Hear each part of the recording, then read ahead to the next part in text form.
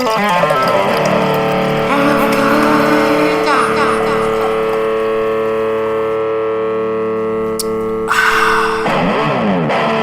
we go.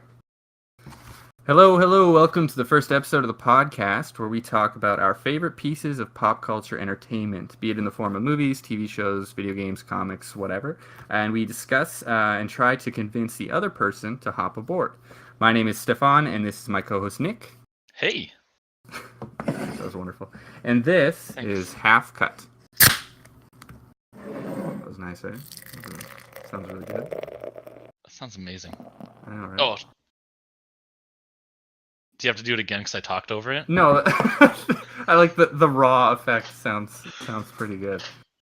It does. Because I was like, man, did you YouTube like a Coors commercial or something? Because that shit sounds real good. Gotta cut out the cool pop song they have in it or whatever, the people dancing. Just hold on. Okay, so I'm gonna start off today talking about my topic. I'm gonna do a quick summarization of the plot of it for about 5 or 10 minutes or so, and then we're gonna shoot the shit about it. And I'm gonna try to convince you to jump on board, even though I'm fairly certain you're not going to. So this is gonna be fun. So my thing is Doctor Who. No? No. I don't know what I was thinking, but I thought no reaction to that? I think Doctor. You know what? I'm gonna come into this with no preconceived notions of like hatred and not liking the fan base and all that. Just super open-minded. I liked your like weird silence where you're like, oh. So 30 minutes, huh? It's specifically the 50th anniversary edition special Day of the Doctor. So just to like narrow it down. Is that like coming up or is that? No, it came out years ago. It was like. Oh, okay. I think near the end of the 11th Doctor's run, so... How many Doctors are there now? 14? Jesus Christ. 15? I don't know. The newest one is Jodie Whittaker, so it's like the first female Doctor. Oh, that's cool. So, congratulations. Yeah, everybody was all Sure. like, fuck women! And it's like, cool. That's cool of the fans that are racist, or no, sexist. That's the proper term. Yeah, anyway, it's real shitty. So it's like the Doctor Who fan base is full of Mongols and assholes or something weird like that. Yeah. Okay. I don't think I'm one of them, but I don't think I count as the majority at all. So, all right, I'm gonna do my best here to try to summarize this. So we're super convoluted. The Doctor. Shit. This was like five years ago. Is that what you said? Sure. I honestly don't remember. I watched it yesterday to get like a 11. To get like a thing. I maybe should probably have that when it came out. Probably sound a little more 2013 is what it looks like. Yeah, five years ago. So, it's a long time. I remember watching it. It's pretty cool. And then I watched it yesterday. I'm like, this is a little confusing. But did you watch it in 2013 too, or is I watched it when it came out. I was okay, yeah. Super excited. It was really hyped up. Good old BBC put a lot of money in it. A lot of money. That good for them. So anyway, I'm gonna jump into this. So it starts with the 11th Doctor, who is played by Matt Smith, who's like the one with the bow tie, little. Have I seen him in anything before? Probably have, when you were like, God, I hate these fucking people. I don't know, he's got a bow tie. That's like his big. Has he been in other series or movies? He has. Is it all like BBC stuff? I can't remember what it was. Okay. That he's been acclaimed actor Matt Smith, famous actor for doing one thing. So this is gonna just be really shitty because I wrote it all down really quick. So it starts with him and his companion Clara. So if you're not familiar, let me just quickly. If you're not familiar with any of this, Doctor Who is an immortal Time Lord who constantly like dies and gets reborn as a different person. It's really weird. Does he start as a baby? I think he started as a really old man. It was like a Benjamin Button situation? Yeah, and then he got younger and then older and then crazier and just racist. But, you know, it's just, it's a wonderful thing. So he flies around time and space in a British blue telephone police box thing. That's a thing called a TARDIS, which is a multi-dimensional, bigger They on the called it a inside TARDIS. space flight machine. He picks like a random person, a companion, to go through time with. They're basically the audience, so like we have a reason to be with this guy, so he's not a crazy loner. And So what? you used the word companion a couple times now. Like, is this like a non-marriage type, No, they're like common law, or it's usually just like a random person that's like he just picks someone out of a crowd? Like they're like the only person that's not like, oh my god, and they run away. They're like, hey, why are you a weird British guy running around doing stuff? And then he's like, I picked you. You're mine now for years. Like a Buffalo Bill type situation. He keeps him in a pit. Isn't that what the police box is for? Yeah, and if they don't listen, he just gets a new one. So that's why they're very interchangeable.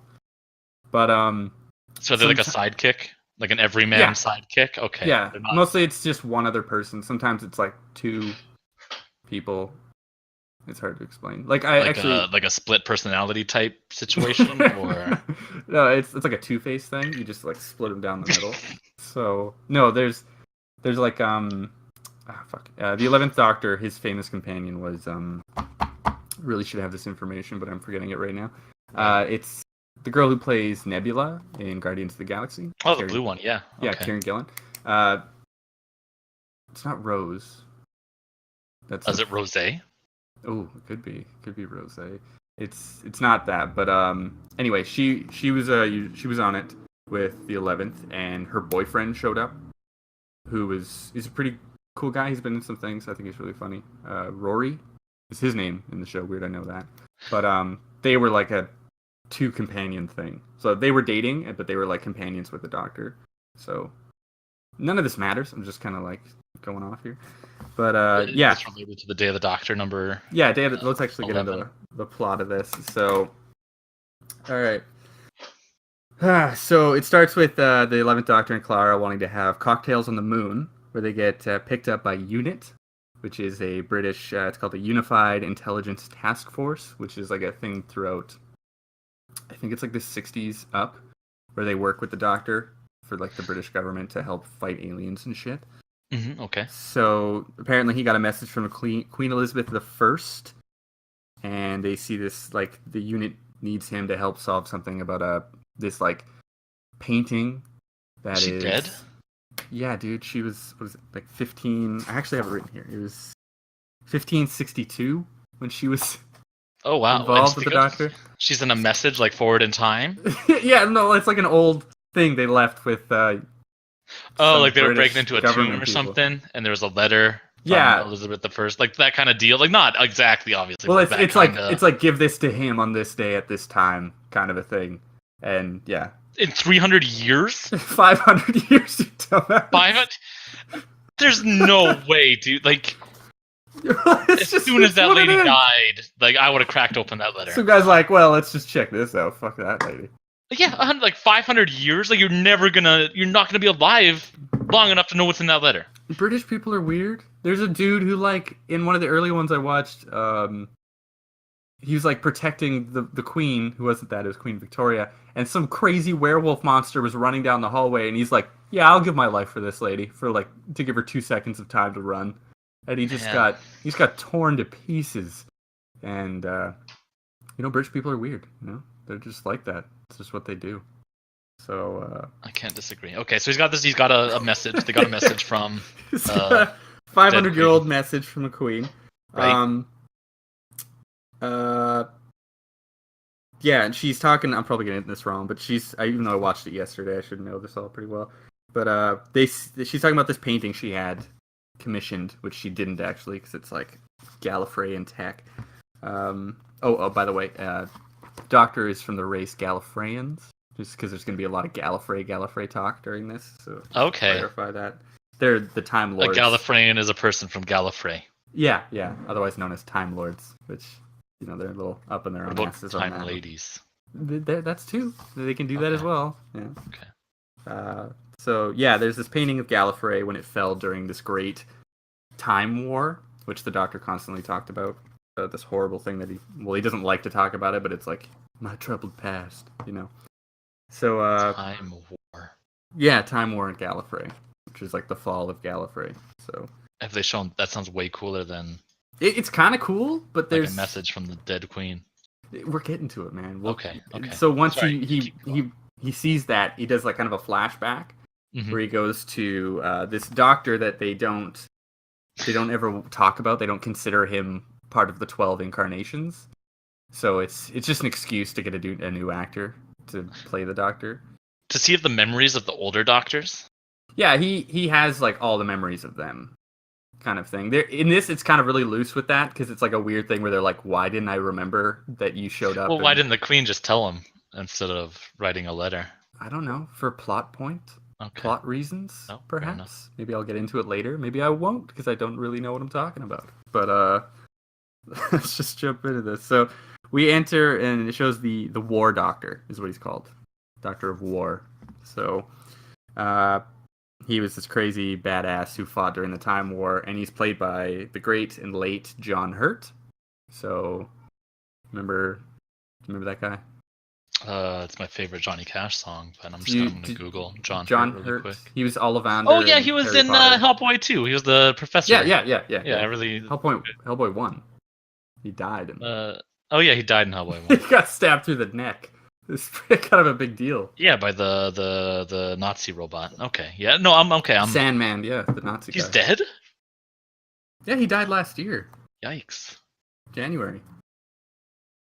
Yeah, I've kind of forgot, which is really bad. But he had the most little tangent. He had the most the record for the most deaths on screen of any actor, I believe. So. Are you sure it's not Sean Great. Bean?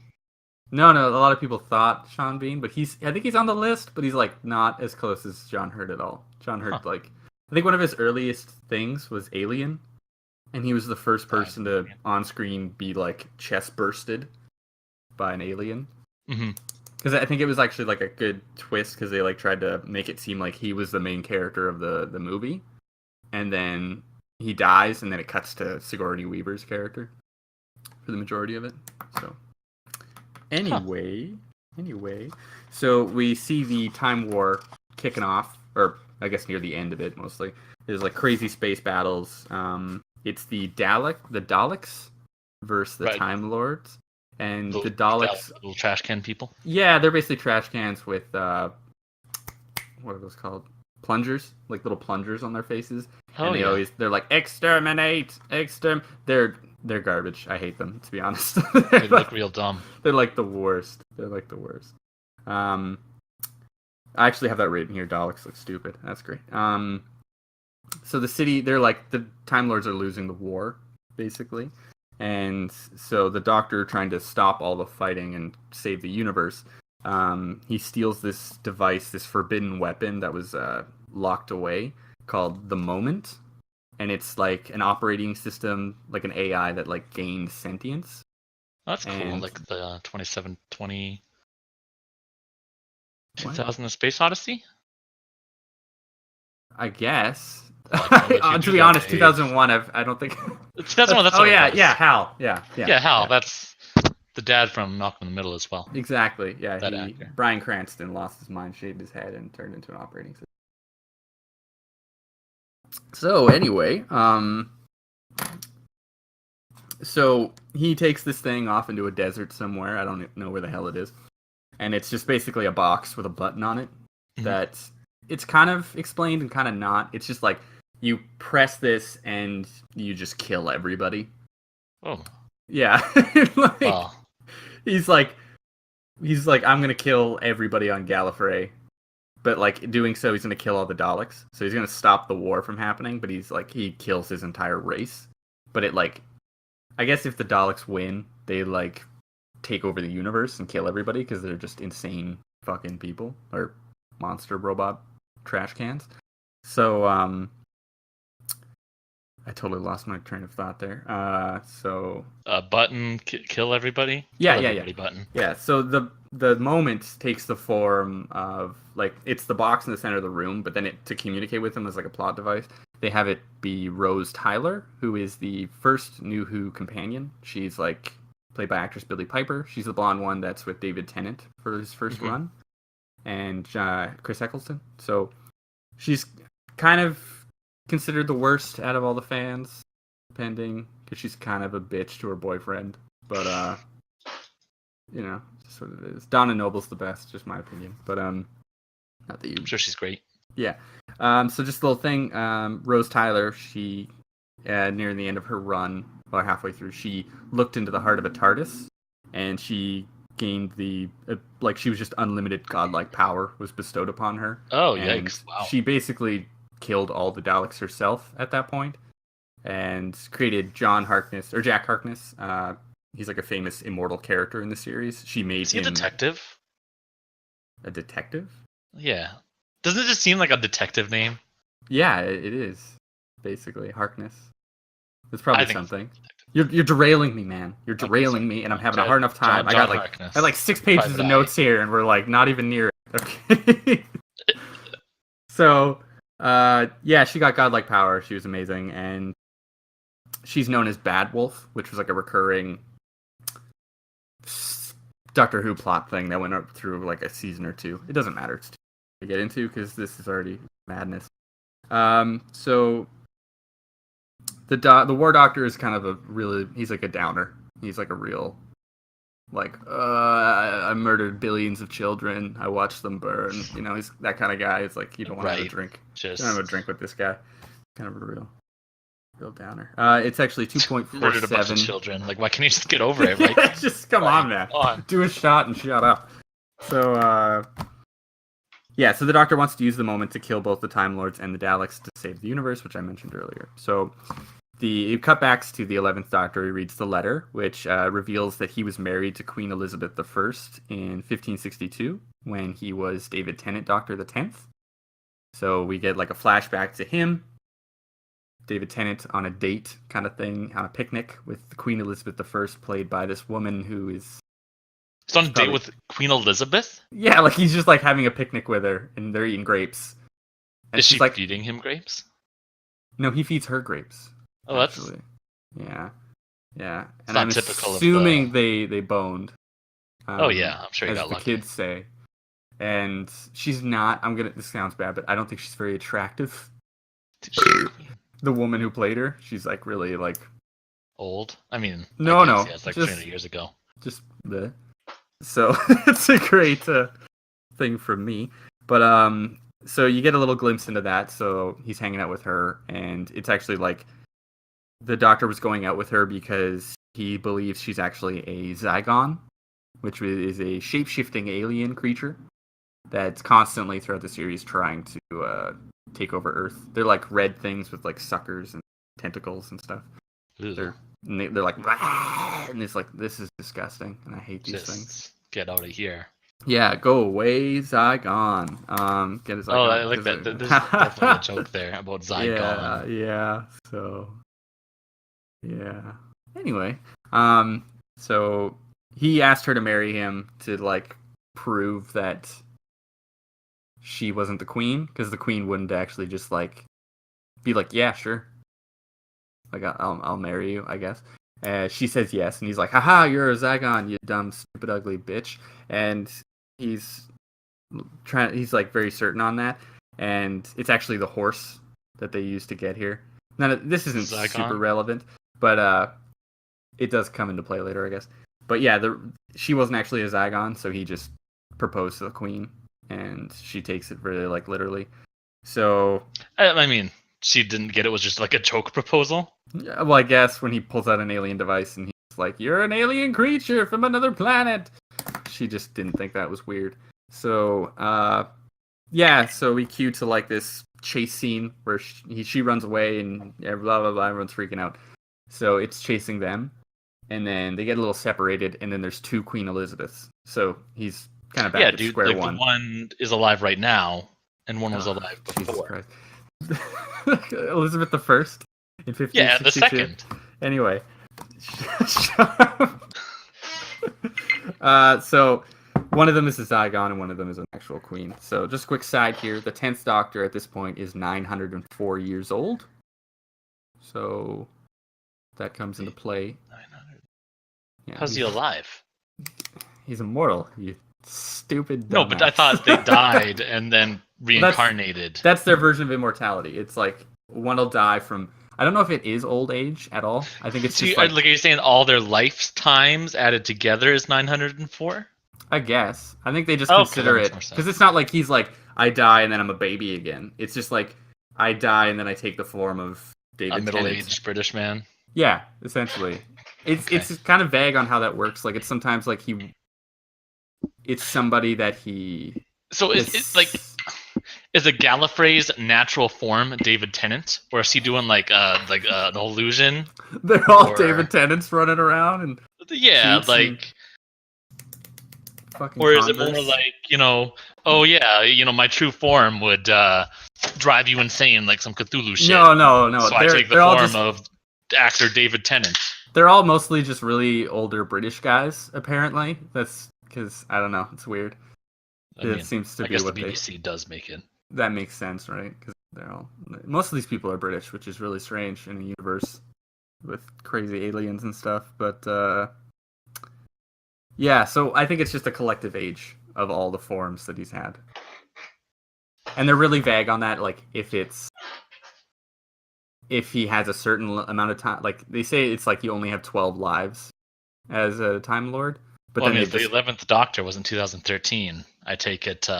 They've kind of thrown that out the window. They're like, oh, he's got another 12 lives, or that was not really a thing because there's actually 13 of you, and like it's really very vague on how this all works. Huh. Turns out the Doctor Who plotline is convoluted and vague. Who would have? Who would have fucking weird, eh? Crazy timey-wimey. You know? Turns out the series they wrote in 1935 doesn't hold up today. It turns out they had to rewrite a couple things. That's Yeah. So fuck off. So, quick cut. Oh god, I gotta get through this real much quicker. Wait, does this mean Craig's not listening? Like we can talk freely? Sure. Okay. Oh man, it's going good so far. Yeah. No, Craig's recording, you dumbass. It's right on the. Yeah, but we're not. You said cut, so we're not. No, I don't. Shut up! Let me get through this, man. I gotta. The podcast called Half Cut. Yeah, we get half the time each to discuss this. Are you not understanding this? And we're drinking, so it is alcohol instead of taking involved. 5, we take 2.5. Oh, I guess I never even mentioned that in the intro, which is really sloppy. There's alcohol involved in the show. I'm sure they're gonna notice as we start like progressively slurring our words. I call it half cut and then crack open a beer. Like I feel like I should have mentioned that. I mean, they'll. No, dude, sloppy. you need like a little bit of mystery with it. There's a lot of podcasts out there. So this is where we discuss pop culture stuff, and we do heroin on the side. So it's a little wacky. We shoot up. So it's like I'm talking about Doctor Who, and you're just like, oh, arms. Like you can hear me taking off my socks. I don't know what taking off my socks would sound like.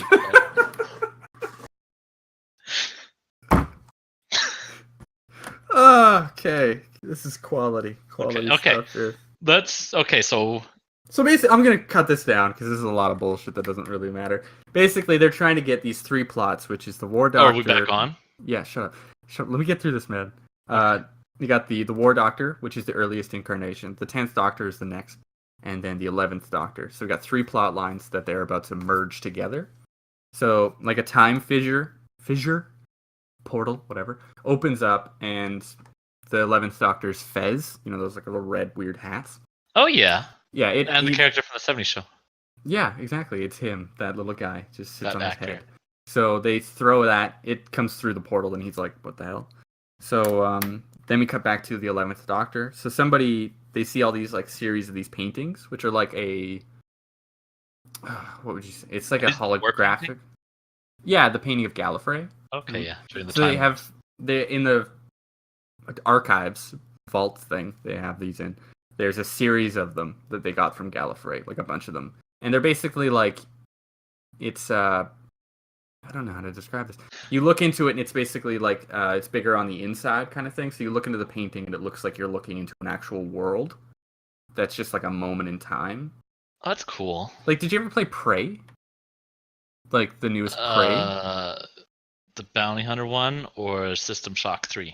No, the newest one where you're like, that's you're System like, Shock 3. Didn't we play it together? Where like it starts out and you're just like, I think we watched a YouTube video of like the first 30 minutes. Okay, well, damn it. They use this. Okay, I played some of Prey. Do you remember the tech, like the TV screens where you like look around and it looks like it's the whole world? Yeah, that was dope as hell. Yeah, it's like that. It's basically like those are the paintings. They look like that. Okay, that's cool. Yeah, it's really nifty, but they're all broken. So somebody broke these paintings, and it's like found out that somebody broke them from the inside. So something was in the painting and it came out. Okay. Well, that's cool. Yeah, this is like a big mystery, right? It's really Is crazy. it a monster? It maybe a monster. You'll find out in 10 minutes. Maybe on Fez page 5 from that 70s show. So the fissures opened up in that room where they're looking at the paintings, and the 11th Doctor remembers the fissure from when he was the 10th, and he's holding it. So okay, well, first thing, like we're talking like earthquakes happening in the room. No, okay, sorry. I'll just call it a portal. Okay, it's like a swirling. Oh, portal. Is that what Doctor Who calls portals?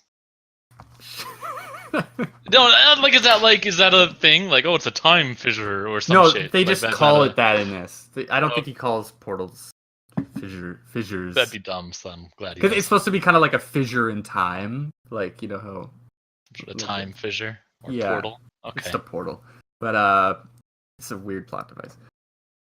Excuse me. So the fissure, damn it, the portal opens, and the 11th Doctor remembers when it happened when he was the 10th. And he's like wearing the fez, and he's like, well, what do I gotta... Oh. And in the 10th timeline, the fez shoots out of it. So he's like, oh, I know what I gotta do now. So he throws the fez through the portal. That's cool. And then he's like, now I remember this part, and then he jumps through. So then he jumps through the portal, and then the 10th and the 11th meet each other. Does Doctor Who have a lot of time paradoxes?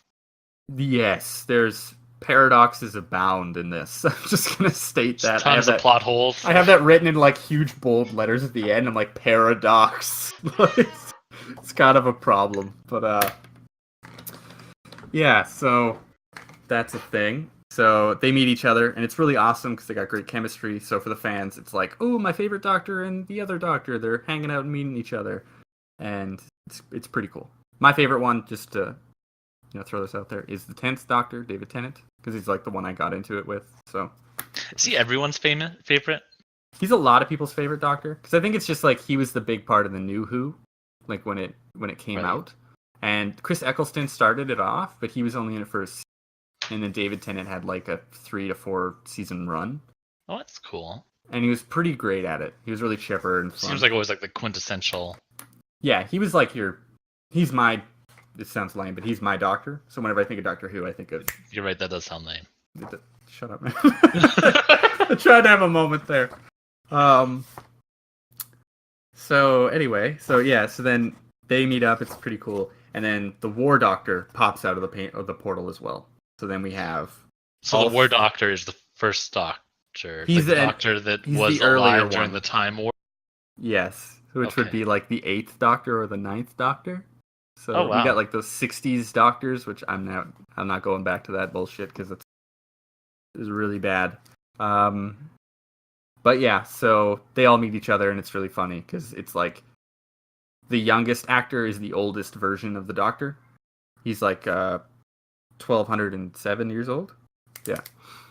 So they got great chemistry. It's really funny. So anyway, the Queens run away, and then one of them comes back with a bunch of guards, and they arrest the Doctors for trying to kill the Queen or something. And they're like, well, this is dumb. So they get arrested by the false Queen, so which we're all assuming is the Zygon disguised as the Queen. Okay? So they get thrown into a dungeon in the Tower of London. So... Did I lose you? You still here? I mean, you're just kind of zoning out. I'm not gonna lie, I kind of gave up. I understanding the plot here, so I've got the gist. You know what? I feel. I'm just gonna. I keep saying I'm gonna narrow this down, and I have a really tough time doing that. So I'm gonna do that really quick here. So, yeah. So anyway, so they all get thrown into prison. They all have a good chemistry talk about each other. They all hate the War Doctor for what he did during the Time War. Isn't that hating themselves? Like, it is hating themselves. It's the whole point. That's the dumbest shit in the world. Like, that's like I hate 18-year-old me. Why didn't I? Well, that's why didn't I try point. Harder? Well, he killed billions of people, man. That's the thing. They killed. How about they take some responsibility? They do actions. The thing is, they hate him because they're like, this is a moment that you haven't done it yet. So they're like hating him that he's gonna become. So why did they tell him not to do it? They can't because there's a really it's really. Oh, is there a time rule or some fucking shit?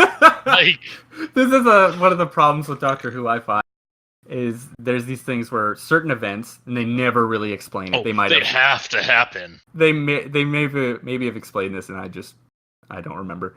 But there's certain events that are time locked. So, like, you can't go back into them and change the events. It's just, like, no matter what you try to do, you can never get there. And these are one of the moments. So, it's just what it is, man. It's a conceit for a story, okay? Time lock is an ability in Dota 2 that has a 25%. We're not talking about Dota! On somebody. It's not your time! Okay. It's not your turn, Nick. Sorry, keep going. This is making tons of sense and is absolutely not tarded at all. So, that's clever. So, here's a moment in the show that I thought was really clever, and I know you're going to hate it, but, so they carry around this device called a sonic screwdriver. Okay, it's basically like... I do hate it. Yeah. It's a sci-fi super lockpick that can actually do anything, pretty much. And can it fucking unlock a time lock? Oh, no, it can't. It can't do that. Okay, well, no. BBC, that one's free, okay? So, if you want any more future seasons, come hit me up. But it's going to cost something. They've probably done that, to be honest. They've probably done that. So there's like the thing is, it can unlock doors of like technology.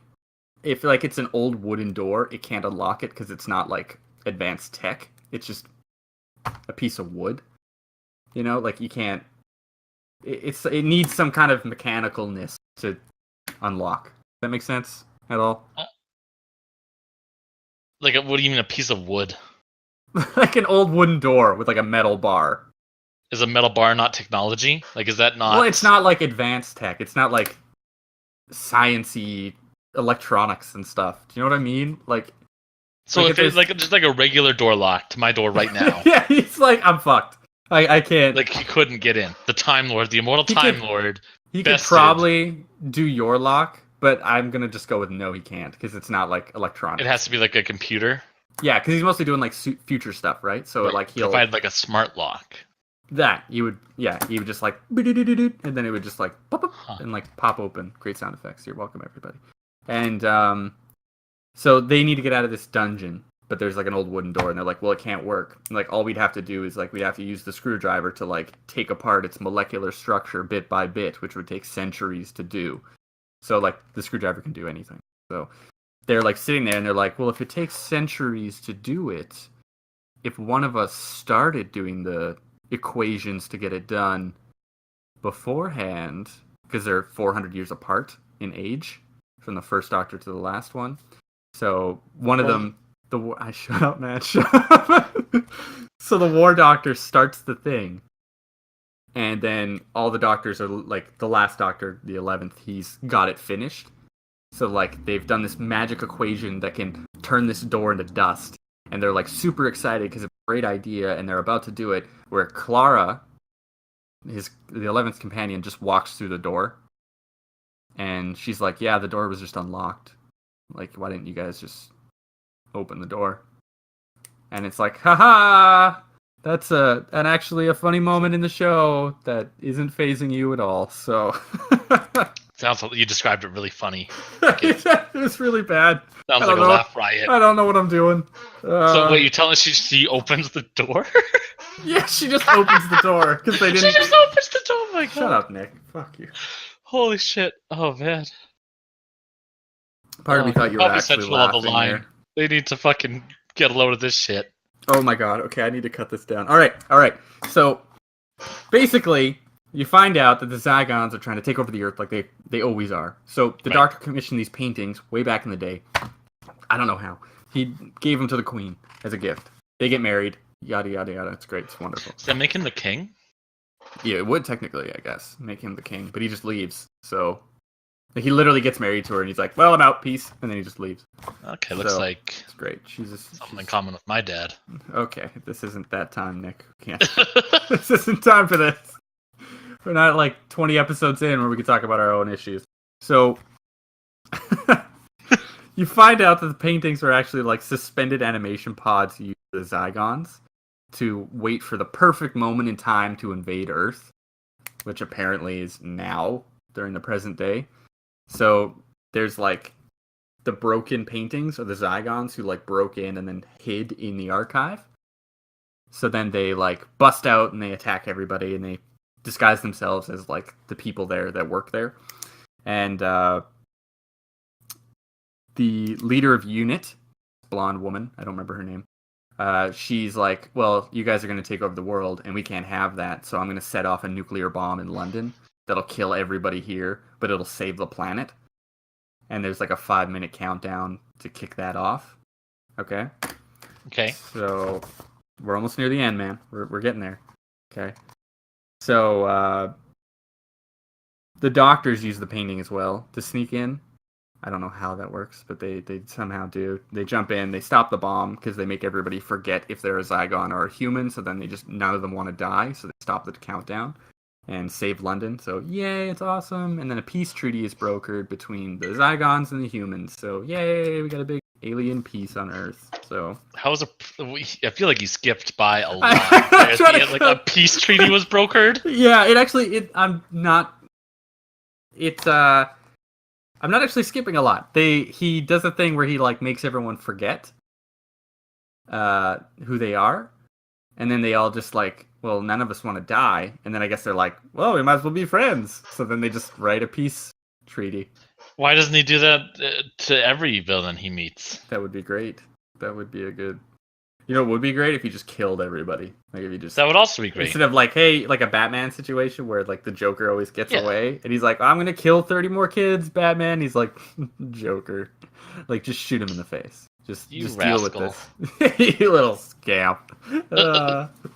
So anyway, then that plot is basically just done. So it wasn't really important at all. The main point is the that moment in time when the War Doctor killed everybody on Gallifrey and stuff. So the Doctor leaves. The War Doctor, he's like, I know what I got to do now. I gotta actually do this. I gotta kill all these people to save the universe. It's what needs to happen. Heavy. It is really heavy. It is really heavy topic. And they keep saying like, do you remember how many kids burned? How many children burned on Gallifrey? And you're like, hasn't he already not done it yet though? Rough. Well, they're talking that a like future event? 10th and 11th. They're talking about like when they're. Oh, to the guy that has to do it. Well, like there's a There's a moment in the show where like the War Doctor or somebody asks him how many people he killed, like how many people actually died during the war, and the 11th is like, oh, it was, I don't remember, it's so many, and then the 10th is like 2.47 billion people died. Jesus like, how Christ. Could you forget that? Like, he's like, in my old age, do I just become an asshole? Like, I don't remember how many lives I took. So, it's, I don't even know what I'm talking about right now. But, the War Doctor goes back to that time, and he's about to press the button. All the other doctors show up, and they're like, yo, bro, we figured this out. We don't actually have to do this. We know how to save everybody. Okay, so he broke another peace treaty between everybody. No. The Daleks suck. They're douchebags. So let them all die. So the big thing they come to terms with, or they figure out, is the moment apparently can freeze a moment in time. See, get it? It's called the moment. Apparently, also is that what the episode's called? A planet-destroying bomb. Apparently, but they're like, we can use the moment to freeze a moment in time. So all of Gallifrey, the planet, will stop it in a parallel dimension, keep it in its own little space. So pull it out of the universe in right now, and excuse me, and save everybody's lives. And the Daleks, who are still fighting and shooting lasers at the planet, they'll just blow each other up and die. So, And for some reason, they're like, I don't know if we should do this, which is like a weird, like, yeah, just do it. Like, like maybe you shouldn't kill billions of people. So it takes a lot of Doctor Who wizardry to get this done. So it's a cool little moment for the fans, is while they do this, they have to use the moment and a bunch of equations and shit. And all the Doctors show up. So, like, throughout time and space, every like version 1 of the... through 13? Yeah, everyone. And then Capaldi, who was the last Peter Doctor... Capaldi? Peter Capaldi. He was the one who went after Matt Smith. He was just announced at the time, so he wasn't... His season was about to start. So, like, he even showed up for, like, a small, like, second. It showed, like, his eyes, and he was, like, his angry eyebrows that he has. They just showed that, because they're like, even the new one is here. And you're like, oh, sweet. But, like, looking back on it, it's like, well, that's kind of a weird... Why? Who cares? He's just one of the Doctors. Just like a non-factor. Yeah. And they all show up, and they're just using, like, old doctored footage from the shows to do all this. And they all... CG. Like Leia in Star Wars. Exactly, yeah. She's dead. So they stop the whole time war. They freeze Gallifrey, and everyone's like, yay, we Is saved it like the Schrodinger's day. War, where it's like neither killing nor not killing or some shit? Jesus Those Christ. people are just trapped in time for eternity? I think to them, it's just that day. Like, it's Over not and like they over again? relive it. Like- No, it's just a day. Like, it's just 1 second they're doing this, and then the next second they're... I don't know. Like it's like a leap year? Like they skip a day, the day where they all just would've have a died, they collective, just, like, what just happened? Oh, it's the 14th, not the 13th? That's fucking... Whew. Must Did we have been just on a miss bender. 800 years? Like, what? That's a little crazy. That was my birthday. So, Hey, okay. hold on. I'm, like, right at the end. Let me just finish this off, okay? So, they save Gallifrey, and then the Doctors all have their goodbye, and they're like, well, you got a crazy thing to live, because your life is going to be nuts. And they're like, well, because of all time and space and how the antics of time works, I'm not going to remember most of this, am I? And it's like, no, you won't, old man. And blah, blah, blah, blah, blah. They all leave and go their separate ways. And then Matt Smith, the 11th Doctor, is standing there, talking to himself, looking at that painting of Gallifrey. And Tom Baker shows up as the curator of the museum they're in. And he is one of the original Doctor Who's. And he's still alive. Throwback. Yeah, it's a cool thing. And it's a really weird thing, though. I think it throws a wrench in kind of all the Doctor Who stuff, because he's like... Usually that stuff's pretty tight, the Doctor it's chronology. pretty So precise, they got a good pretty- continuity on this. Surprised they do something like that. But they're like, you're me, kind of a moment, right? And he's like, you've had many faces, good sir, and some of them you'll even come back to. And it's like, why would he ever do that? Why would he, like, in the future, why would he ever go back to Tom Baker? Like, who's now, like, an 80-year-old man. It's just, it seems kind of weird. But, basically, he's like, Gallifrey is still out there, friend. You gotta go find it. And then it's like, yay, da-da-da, praise the Doctor, God save the Queen. And it's the end. Credits roll. Yeah, so, what do you think? Okay, so... I think we went over my allotted time Could by they quite a bit. send the sonic screwdriver back like 3 million years, right? To do an equation to make Doctor Who good? Like, is that possible, or is that like time locked? Like it's always going to be garbage. Like you wouldn't. Okay, you like. This is like punching a wall. You don't like sci-fi and stuff. I do like right? sci-fi. And like, do you like time travel? I love time travel. I It's feel my like top it's 2 favorite things. It's possibly like you don't like the campy Britishness of it, right? Like, is it the humor or just like the fan I feel stuff? Like, Or I what mean, is it's it? not just the like. I mean, I could separate the fans from an art of work, but I feel like they're Like Rick and Morty. yeah, exactly. Like it seems like a lot to get into. Like it seems like you have to digest like what 40 years of shit, and it seems like they're probably, from the sounds of it, always doing like throwbacks and weird shit that I'm not going to understand because I don't know who the first Doctor was, or I didn't watch episode 39 Part B where they explained what a fucking Zygon peace treaty was and shit like that. Well, they handle it pretty well. I'm sure they do. And it seems like not something they take seriously. Like it feels like too campy or something. Okay. Like it's weird to describe. Where the peace treaty aspect of the Zygon, like that seems dumb as hell. Like they're not getting into the detail. Like he made everyone forget, and then they didn't want to die, so they signed a peace treaty. It's like what? Okay, well, what? Let me clarify, because it at the time of the episode you don't know this, which is weird, right? So it's like how you're seeing it, but they do the next season, I believe. They have a few episodes based exactly on this. So like how this peace treaty works, what the Zygons are doing. They're actually like living on Earth as random people. Like they've all chosen new forms. Aren't they like tentacle people? Yeah, but they can shapeshift. That's their whole thing, right? They want to go like do the 9 to 5. Like, oh, I work at a bank. Apparently, they can all turn into dogs. I don't know, man. Like, it's just... Why are they?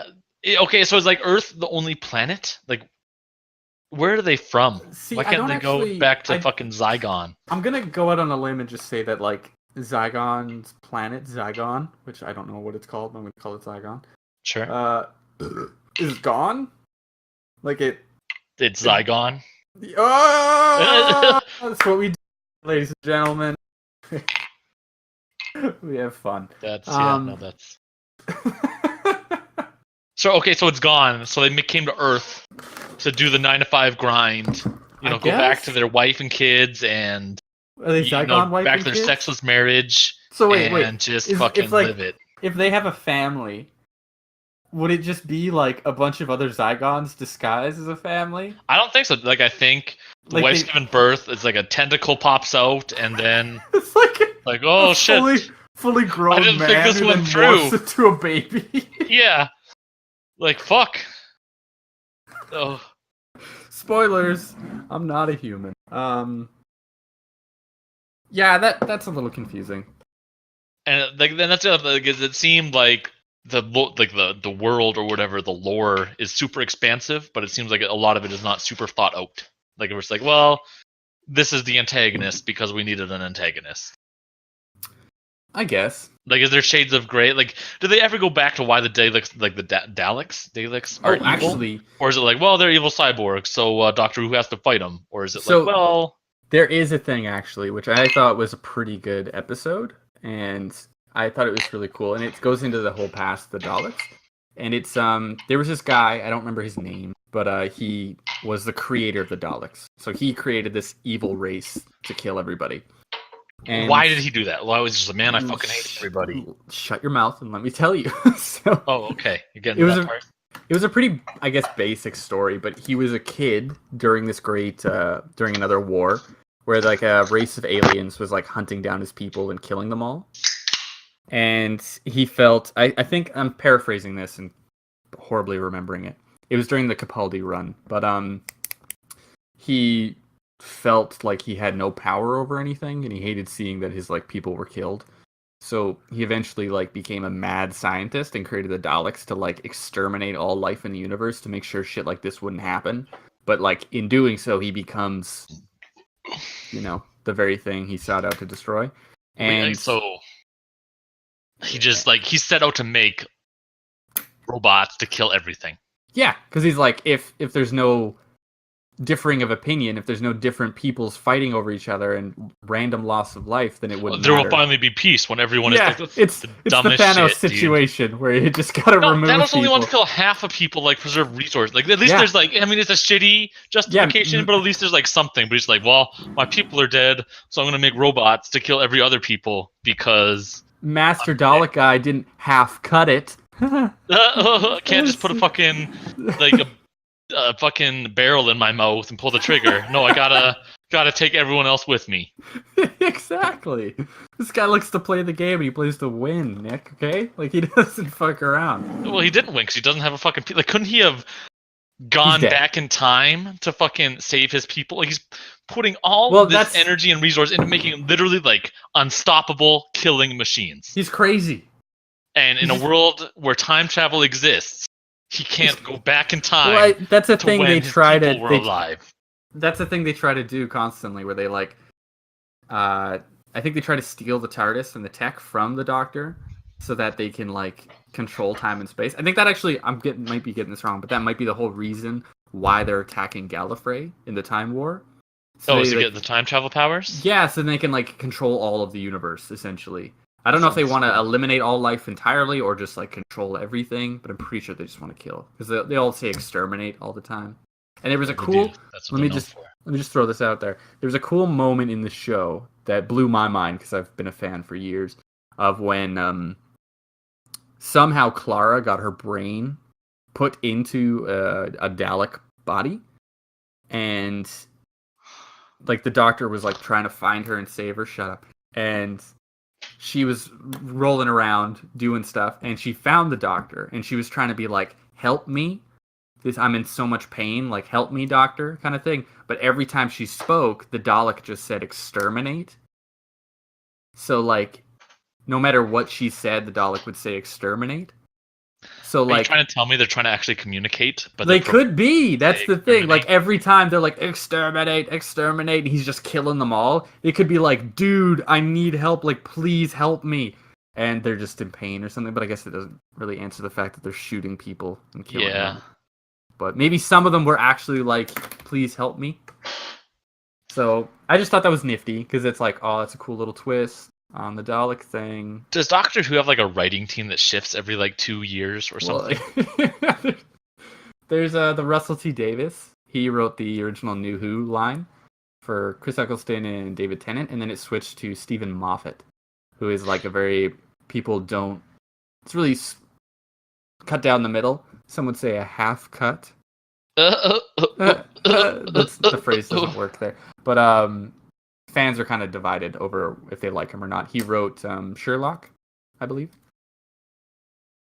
So No, that was oh my god. No, I meant the show Sherlock with Benedict Cumberbatch and Martin Freeman, not the fucking no, dude, I'm looking it up. Arthur Conan Doyle. Doyle. I was gonna say Darwin. I'm like, that's not right. Yeah, Doyle. But he made the show. But I don't know. He's the problem with Lucy Liu. No, that's Elementary. Oh, a different Sherlock Holmes. I think it's like the TV American series. version. Oh, okay. But my thing I just want to say is the problem with Stephen Moffat, and I have noticed this a lot, is whatever he writes for, he gets really fanboy about it. And like, there are episodes of Doctor Who where it's like the reason the Doctor wins is just because he's the Doctor, because he's so he's got plot armor. Yeah, and it's just like he's so awesome and so amazing that he can literally do anything. And it's like, come on, man, like you got to make your dude like have problems and like not good at things to make him an interesting character. Yeah, they have to be a sometimes. flawed character in order to Exactly. overcome those flaws, or to have like the plot deal with those flaws. Like, yeah, okay. Like, there's a weird episode that gets thrown around a lot and people talk about it, but it's an episode of Doctor Who where the Doctor's like this shriveled old man. It's like a really weird CGI like Gollum situation. He gets turned into that, and there's a very famous recurring bad guy called the Master, who is a psychotic Gallifreyan, so another Time Lord that's like constantly trying to kill the Doctor. And he's taken over the Earth. As a Time Lord, shouldn't he know that Time Lords are immortal? Yeah, well, I guess you could just keep him in a basement and just keep killing him. Okay, we're back to Buffalo Bill here. Okay. It's gonna. You can just like wear the skin, and then you can just keep getting. If you wear a Time Lord skin, would it you change become into a Time dude? Lord? Like, are you? It shifts around you, and you're just born. Yeah, into you're now David Tennant. it. Okay, real talk. They've planned the Avengers movies out for what, like 30 years or whatever at this point? Like, why can't they do the same to Doctor Who to make like a coherent plot line? Oh, I don't know, man. They're really bad at that. It's just like Like that's what's keeping me from. Like, I want if I'm gonna invest myself in this nightmare series, like I want there to be like a coherent plan and like plot holes maybe not as existent and it just seems like that's not like it seems kind of schlocky, you know, where they're just like doing it and Doctor Who's gonna save the day and there's not gonna be a lot of nuance or anything and Nuance. no, like they've got old ants. Like in all those fucking in the shots where the ant hills, they've got old ants. Like I want new ants in there. Like get rid of that old and busted shit. Give me the new hotness. I know they got fucking fire ants and those flying ants and shit like that. Give me bullet ants. Yeah, bullet ants. Acid spitting ants. Like I'm tired of seeing the same old fucking brown and red ants, dude. Give me the new ants, Doctor Who. Where are the new ants, Stephen Moffat? Okay, I agree with you. I feel like during the initial, I'd say the first two, like the whole Bad Wolf saga for the first 2 seasons of the new Doctor Who. Bad Wolf's a dumb fucking name. Like Shut that's up, the man. other thing is everything sounds retarded as hell. Just shut up! Just shut up! Okay? That stuff I felt was really good. Like it seemed like it had a good, like they had really subtle things that they were like leaking out at you as like little, what is it? I'm trying to get foreshadowing and stuff about certain events, and then it culminated in this big like godlike moment with Rose and what she did, and it was really cool. And then after that it felt like what you're saying, like they kind of just wrote it to see what would happen and then try to like, one guy would write a situation that would be like the end of everything, but of course the Doctor saves the day. Then the next guy had to like up the stakes, so then he would try to do the same thing, and it sometimes felt like you were just trying to make something out of nothing. Like you're trying to make the middle of a story forever. Yeah, and to me, I like Doctor Who mostly because I don't care about the big plot moments, like those big overarching things. It was mostly just like, what's going to happen today? Like, I'd be sitting there and it's like, oh, they're going somewhere, and then it's this crazy future society, and I cared a lot about like those one-off episodes where it was like, oh, this is kind of nifty, let's see what happens, and then what happens at the end is maybe somebody dies. Most of the time the Doctor wins, but sometimes it ends pretty horribly. And... Like, yeah. If they did like really tight, like 2 or 3 episode arcs, like They where do it seems a like some of that couple of stuff them. happens, like with like crying angels and shit, like that sounds like dope as hell. There are some really good And- scary episodes, like horror Yeah, like- stuff. Just do more of that, like maybe, like I don't know, more stuff like that is what I would be interested in. Like I don't give a shit about doctors, old to present. I want the new Doctor and whatever, you know. Okay, Don't well, do that throwback shit. Anyways, I'm not gonna watch Doctor. Like I'm never gonna watch Doctor. so this That This, you know like, right now that was there's meant not to gonna be 30 like, minutes, but it's like 45 minute to an hour run. Okay, we've just yeah, done well, here is, Okay, to end it, I'm never gonna watch Doctor Who. okay. I think of you a little bit less of a person for going on this 45-minute rant about trying to convince me to watch Doctor Who. So, yikes. Well, that's, ladies and gentlemen, that's the cut. I don't like that actually. They should cut you out of this podcast. Every time I say something bad, I gotta like put a line on my arm with like a razor blade. And I'm like, Nick, I can't do this anymore. Maybe have better opinions about media, huh? Wouldn't be in that situation if that happened. Oh fuck. Okay. Well, Okay, that was I'm gonna- my first episode take. So now we are gonna throw the torch over to Nick. Pass the torch. Pat, Don't shut throw up, a torch, man. that'd be We're gonna fucking cut the awful. torch. We're gonna half cut it up and Would you cut it half lengthwise cut or a drink. horizontal-wise? Which would you do? Lengthwise. Why would you do That's horizontal? fucking retarded. Cut you it do it length- horizontal, you get a club and a torch. Well, if you cut it horizontal, you get 2 torches. Yeah, a club is way better than a torch. Yeah, but a Or torch fighting. is a club with a flame on it. No, but the flame is gonna like It's got deteriorate fire the element. quality of the wood. It's not Eh. fucking Dark Souls 1. Like you're gonna hit Fuck something with off. it once and it's gonna fucking explode. Yeah.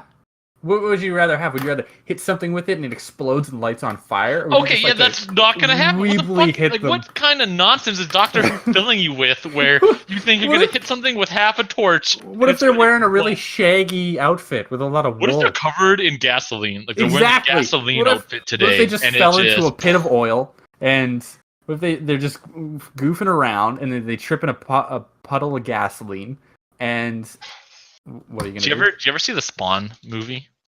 Yeah. Yeah. There's that part at the beginning where They light him on fire, and he's just yeah, a dude, fucking where vegetable fucking mess. like Michael White is fucking just covered in oil, and fucking like Martin Sheen just like flicks a cigar into it, and he's just immolated. I And that's like, remember. Oh man, I remember watching that as a kid. Like, it's like maybe don't do that. yeah, like maybe move away. Like run. This seems unsafe to me. Don't get lit on fire. Don't sit in the gasoline. Maybe avoid that. But I mean, then he wouldn't become a vengeful revenant coming back to Earth to fucking right the wrongs of his past. So chains. God, Spawn is so cool. Okay, The I'm gonna movie's talk terrible, but I'm gonna talk about World of Warcraft, dude. all right, that's your go. I'm done with your fucking old and busted Doctor Who shit.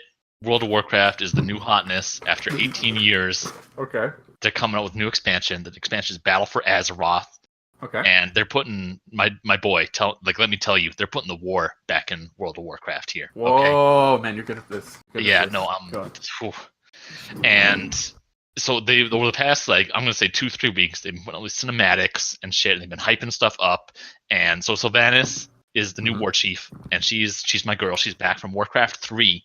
Okay. And I'm not going to get into the fucking full history of this 18 long series like you did with Doctor Who. No, we got the time. Go into it, man. Oh yeah, okay, yeah. Let me just start. Okay, so Warcraft 1, orcs and humans, right? The orcs, they come in, they fight the humans. It's just Job's cool. done. Yeah, job's done. Work.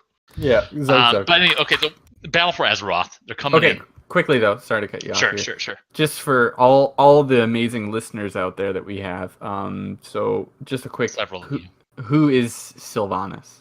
So Sylvanas is a elf ranger who was the ranger general for Quel'Thalas, and in Warcraft time, I'm gonna say 10 years ago, the Lich King Arthas, he wasn't Lich King at the time, but I mean, invaded Quel'Thalas and killed Sylvanas and resurrected her as an undead ranger.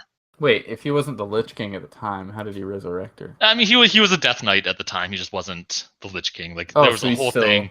Okay. A bunch of shit happened. They called it Warcraft 3 and Warcraft 3: The Frozen Throne. They're fantastic real-time strategy games. Yeah, that's when he became. Okay, yeah. Yeah, it shows his journey as a noble human paladin to the Lich King, an undead tyrant. Arthas is so good. He's just fantastic. Actually, just a quick side. That intro to Wrath of the Lich King, where it's the whole his dad giving his speech thing. Oh, yeah. Oh, man. That is so good. I get chills, dude, every time. One day, you will be king. And I'm just like, oh, shit. The dragon comes over the ice and flies, and oh, man, it's just... Blizzard cinematics. Just so good. All of them. So good. Yeah. So Sylvanas is undead. She's an undead ranger. She leads the Forsaken, which is a race of dead humans brought back as zombies that are now free of the Lich King's, mind control. It is a little weird that they're all human. They hand-waved that at some point. We're well, the Plague of Undeath was designed to work on humans and I guess elves, so... Well, I guess actually not elves. No, because the Lich King specifically raised Sylvanas as a banshee.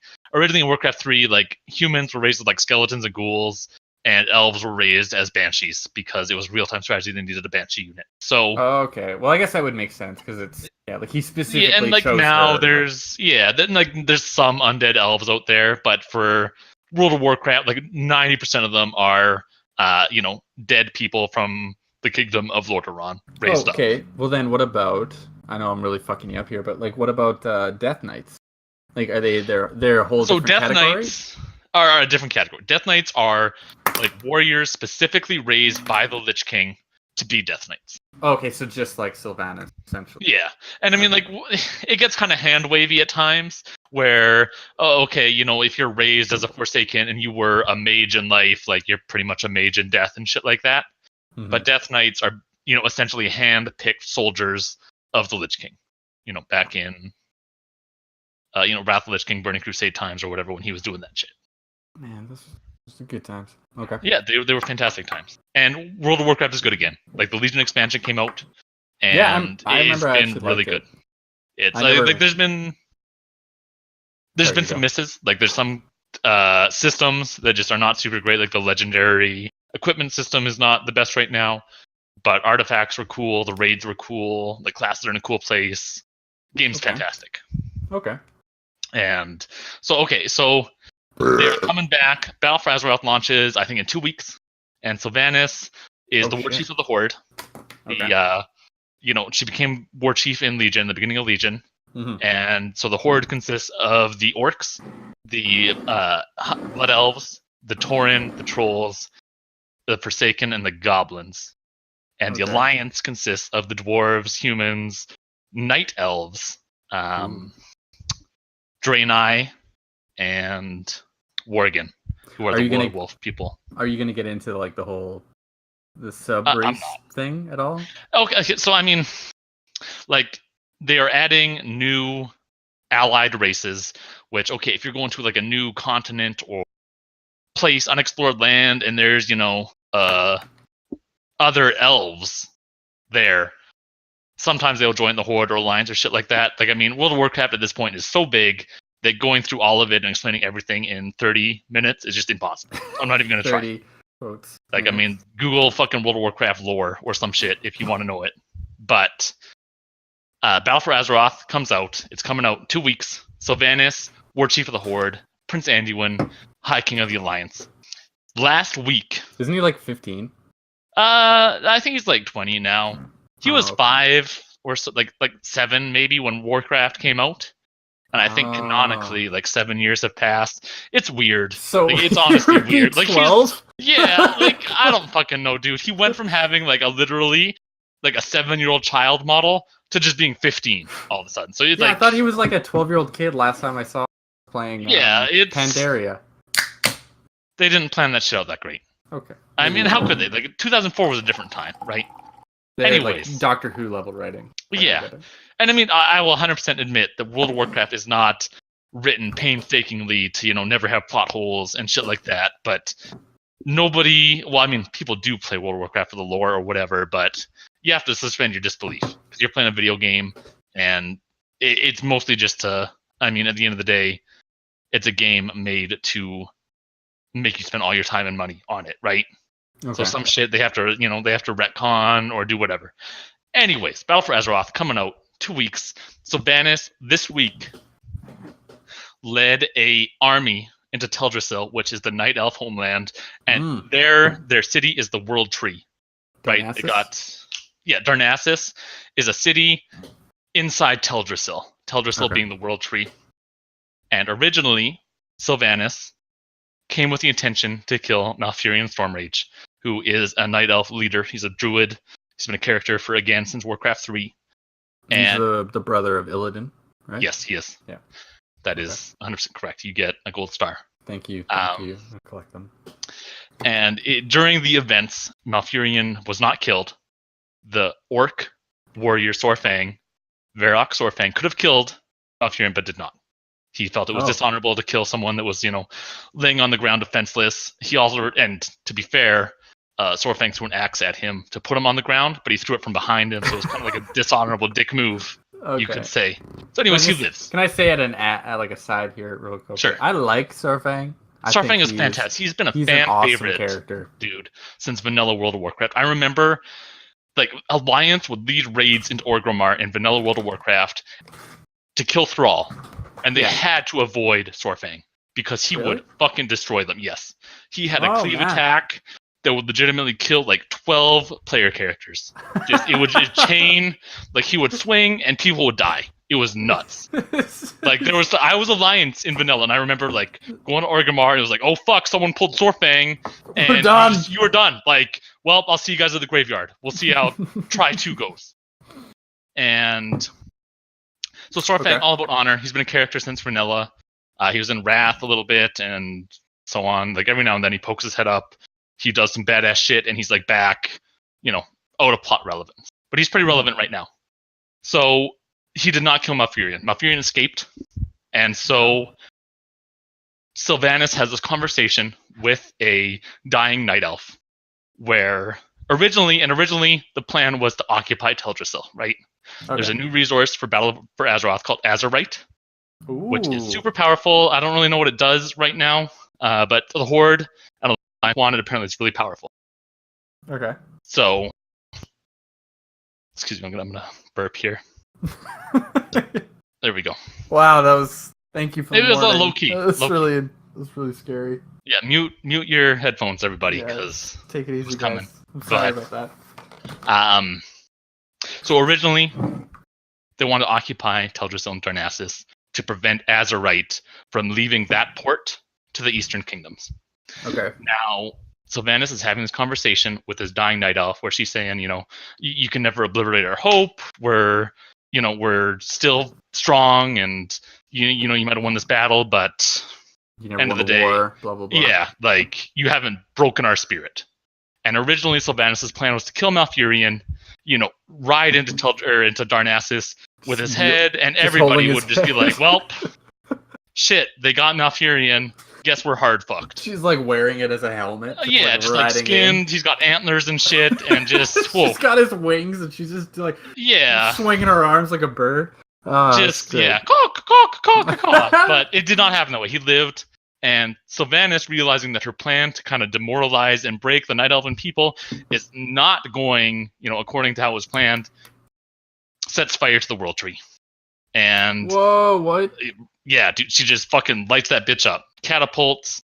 Her second in command, Nathanos, is even a little bit taken back. And Nathanos has been a huge yes man. Like, he's basically like Sylvanas Jr. Anything like, she says, he does. Boom. You want to burn 2.47 billion children? I'm on it. And like, where do I start? Exactly. And even he was like, whoa, like, you sure about this? And she was like, burn it. There's a huge cinematic. It was dope as hell. And Sorfang also there's like, are you fucking kidding me here? Like, this is, like, he just had like a 5-minute epiphany where he attacked Malfurion from behind. It's like, man, this is the most dishonorable thing I've ever done. This Maybe is some I'm the real baddie. shit. Yeah. And now I'm part of an army that's about to burn the city to the ground.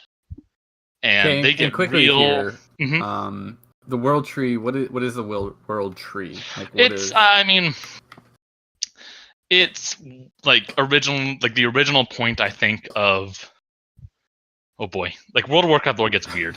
Come on, man. So there was another tree, I believe, in Hyjal, and that was they planted a seed near the Well of Eternity, which is where all the magic in World of Warcraft originally stemmed from. Okay. And it grew big, and the elves there, like, it was blessed by dragons. Ooh. And some of those blessings made the Night Elves immortal. And then in Warcraft 3, that tree was destroyed by like a demon invasion. And so they planted new trees like all over the world to try and get back that immortality and shit. None of them really panned out. And I don't remember if Teldrassil really does anything aside from being like just a giant fucking tree. Okay. I don't think like it does. doesn't have any magical power. Like, I'm sure it does, like a little bit, like, it's got some life magic or something, but it doesn't make them immortal to my knowledge. Like, it's not like it's just with a this really burning, important... they're like, whoa, looks like we're mortal again or some shit. It's just a big tree. The Night Elves fucking love it. And the big thing is that, like, it's kind of hollowed out inside, and the Night Elf city, the capital city, is inside of it, right? Oh, okay. Wait, Darnassus is in that? Yeah. They did a really poor job conveying that fact in-game, like, for the last 14 years. Because it kind of doesn't look like you're inside of a tree, but you are. You is. Wait, if you're a Night Elf, you is inside a tree. Is Teldrassil? Yes. It's basically just... Yes. Oh! It's a big island, and that island pretty much solely consists of a giant fucking tree. Holy shit, that makes so much sense. It does, right? I never realized that. Yeah, I don't blame you, because they did a real fucking poor job of explaining it. Shit, okay, yeah. okay. So they just burned down the homeland of the Night Elves. Like, so that's the fucking capital city of the Night Elves. Night Elves, again, been a race of the Alliance since Warcraft 3, so they're a big deal. God. And a lot of major lore characters, Night Elves. Like, it's not like they're like gnomes or some shit where no one really gives a fuck. Where they started out with, we don't have a city. Yeah, it looks like our city's been nuked, and it's been irradiated for the last 15 years. Maybe we should try to do something. Nope. Bigger stuff going on, we get it. It's not the case here. Like, Teldrassil, big fucking blow. Okay. That's heavy. It is. That's intense. And you might be thinking, like, oh, it's World of Warcraft, it's a teen-rated game. Like, I'm sure they got everybody out, and Jaina did, a mage the mass teleport spell. No civilians in there, so we lost a big tree. Big deal. Fucking wrong, kiddo. Like, cutscene, elf children burning alive, elf mothers burning alive, like just fucking awful. Holy right? shit. Like, yeah, she's not a peace chief, my dude. She's a fucking war chief. Oh, look yeah, at this guy. I got the words, the puns. You got good wordplay there, bud. I took it from a Reddit post on ton. Shut up, they don't need to know that. So Sorfang obviously conflicted about this. He just attacked a guy from behind, and he thought it was the most dishonorable thing what he's ever done. He was like having a fucking existential crisis about this. So now he's part of a horde, the horde that is doing this to children, civilians, all this shit, like burning them alive in this fucking tree. He realizes and he's like the Nazis now. Yeah, it's like, are we the baddies? Yeah. And it's, he's not fucking happy about that. And Blizzard just released a cinematic, I think, on Friday that goes into a little bit more of that, where Sorfang is basically ready to die. Yeah, that was like him with his fuck, what was it? Remembering the death of his son, right? Yeah, and his son died on Wrath of the Lich King. Arthas killed him, turned him into a Death Knight. He's a boss in Icecrown Citadel raid, and in that fight, you kill the boss, and Sorfang comes in. If you're Alliance, he's like, look, that's my only son's corpse right there. Like, I don't care how many motherfuckers I gotta cleave to get to him, but I'm gonna get to him. There's some tension there, and eventually the Lion's like, okay, can't prevent a grieving father from being with his son. Yeah. Like, you're good. And so, and he gets the corpse, and I guess he takes this, the pendant off of it. Cinematics fantastic. Did you watch the cinematic, by the way? Yeah, I was about to say, I'll be really candid about it. I did watch the cinematic. Okay, so I didn't entirely understand everything that was going on, because I don't know that stuff that you just said about his kid. I didn't know it at the time, but I felt it. Like, that was great. Blizzard cinematics are known for looking really cool and being like very detailed and shit like that, but usually not a lot of like character development and it was interesting emotional for that introspection. Aspect. Yeah, like it was more dialogue than action. Yeah, I mean, there was character development, and you got to see a part of Sorfang, that usually Sorfang is like Chuck Norris memes, where it's like, Sorfang's so strong, he cleaved and then cancer died or some shit. Okay. But you saw him as a orc character. Do you want to get into like what happened during the cinematic? Like, because there's that troll guy. Yeah. Okay. So cinematic, like, Sorfang is taking off his armor, and the intention there is that he feels like he cannot be a part of this horde. He's ready for his glorious death. And can we quickly cut to side thing here? What is happening during this situation is that the Alliance, I believe, are attacking Undercity. Which is the Forsaken capital. Okay, yeah. So that's the basis, the situation that's happening during this whole conflict. There's siege towers, like, yeah. The Alliance is like a couple kilometers away. They're coming in, yeah, in retribution for. Okay, so for that's what caused this. Okay. And that should be the event coming up this week. On Tuesday, there should be a battle for Lordaeron. Interesting. So, yeah. Okay.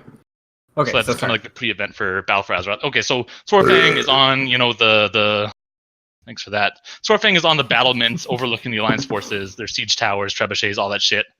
And he has taken off his armor. He doesn't look very happy. A troll shaman comes up.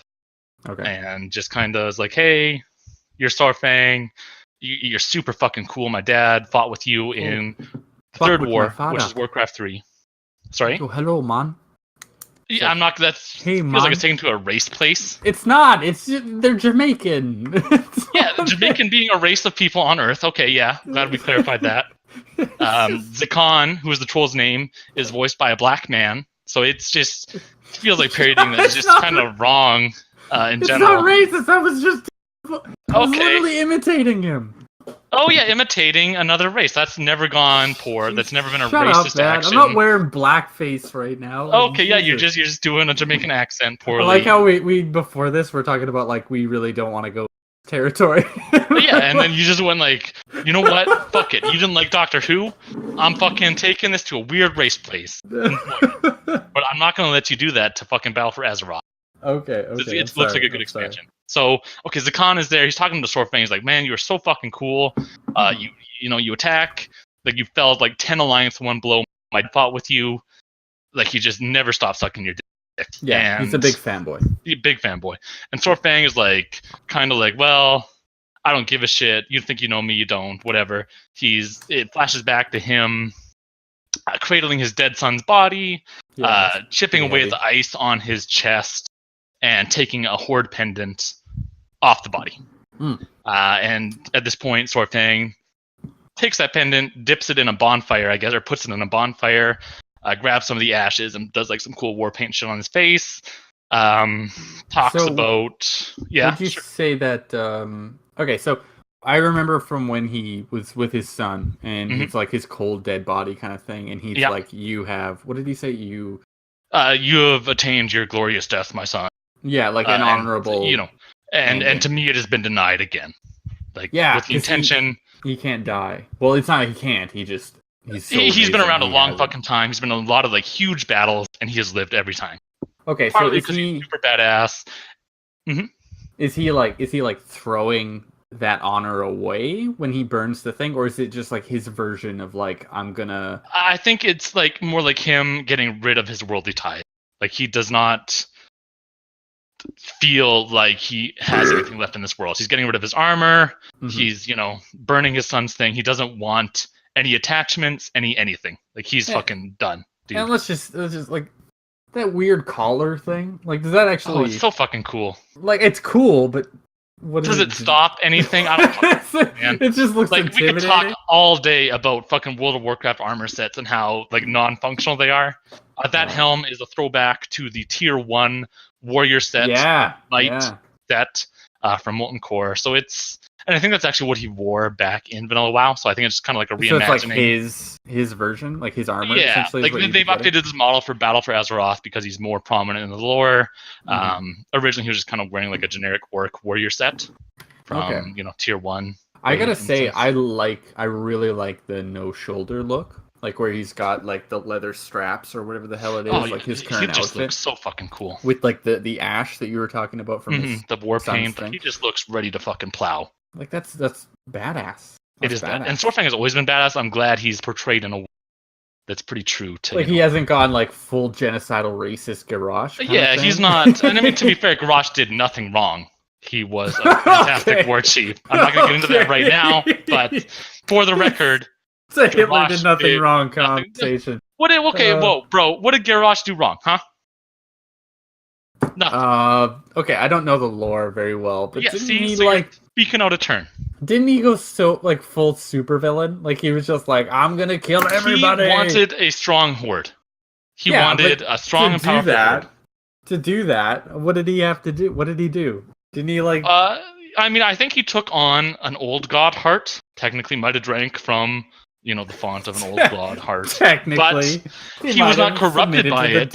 He was not corrupted by it. He was in control at that time. Okay. He was a bit of a warmonger for sure. But at the same time, I mean, it's obvious at this point that the Alliance and Horde cannot coexist. There's always going to be that war, and he was ready to just finish it. He wasn't ready to have a weird nebulous peace until the next conflict came up. He wanted to destroy the Alliance. He just wanted to solve the problem.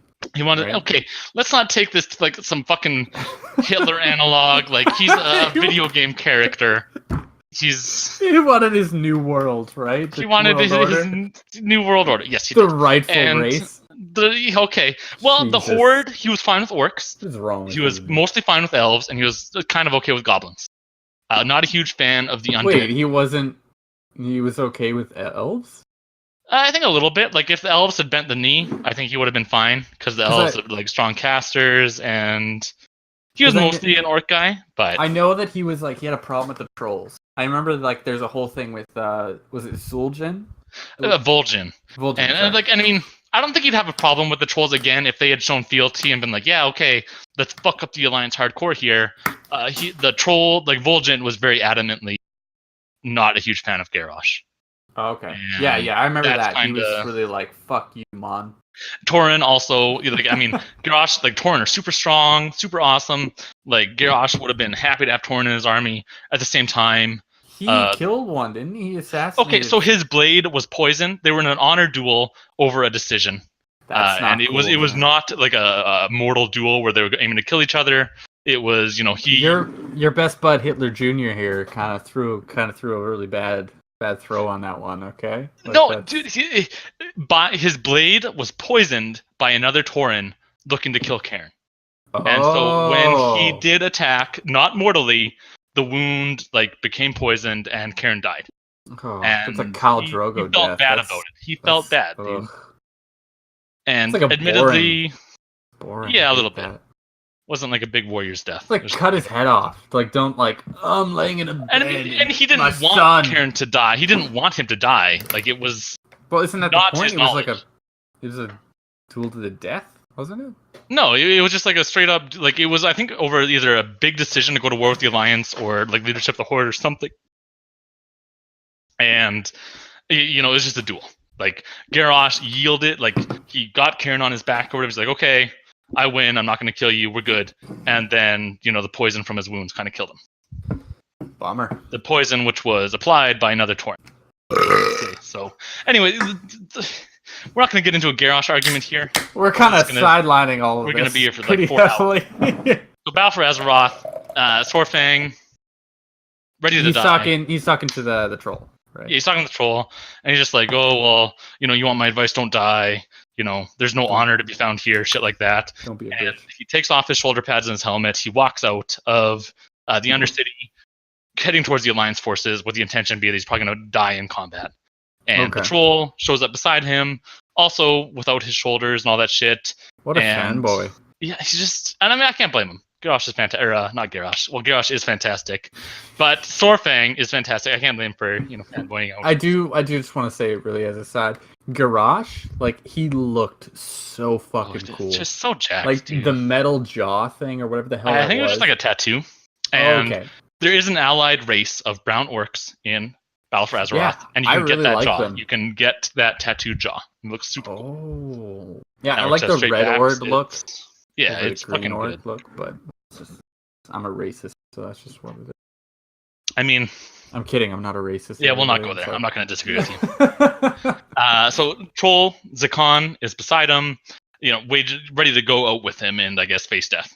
And Sorfang says, "Go back to your father." Zakon tells him that his dad died and that the Horde is all he has. And the kid, Sorfang, gets this.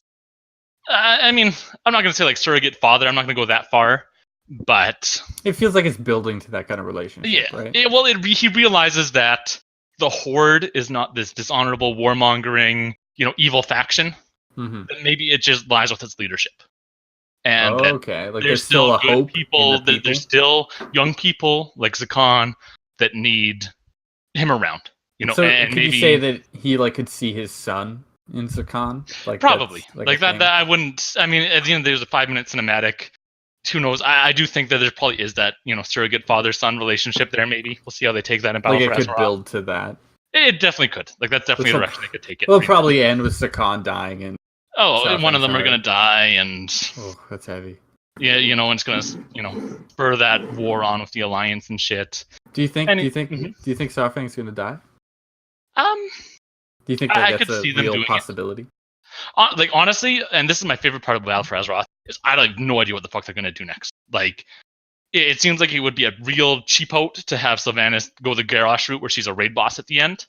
At the same time, there's obviously a conflict within the Horde that doesn't seem like it's going to be settled, peacefully. And what would you do if she just she's like, all right, we're gonna kill all the Alliance now. I've got this down. 100%. And then she just sign me the fuck up. She trips and then falls and just smashes her head against a rock and she's just done. She's just. I mean, she's already dead. What would you do if that was the cop out?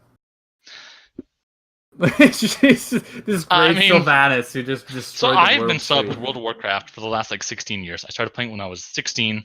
I guess 16 years is maybe longer than it's been out. Either way, I started playing it in high school, sophomore year, and I've been continuously subbed until now, for the most part. That would probably make me give up.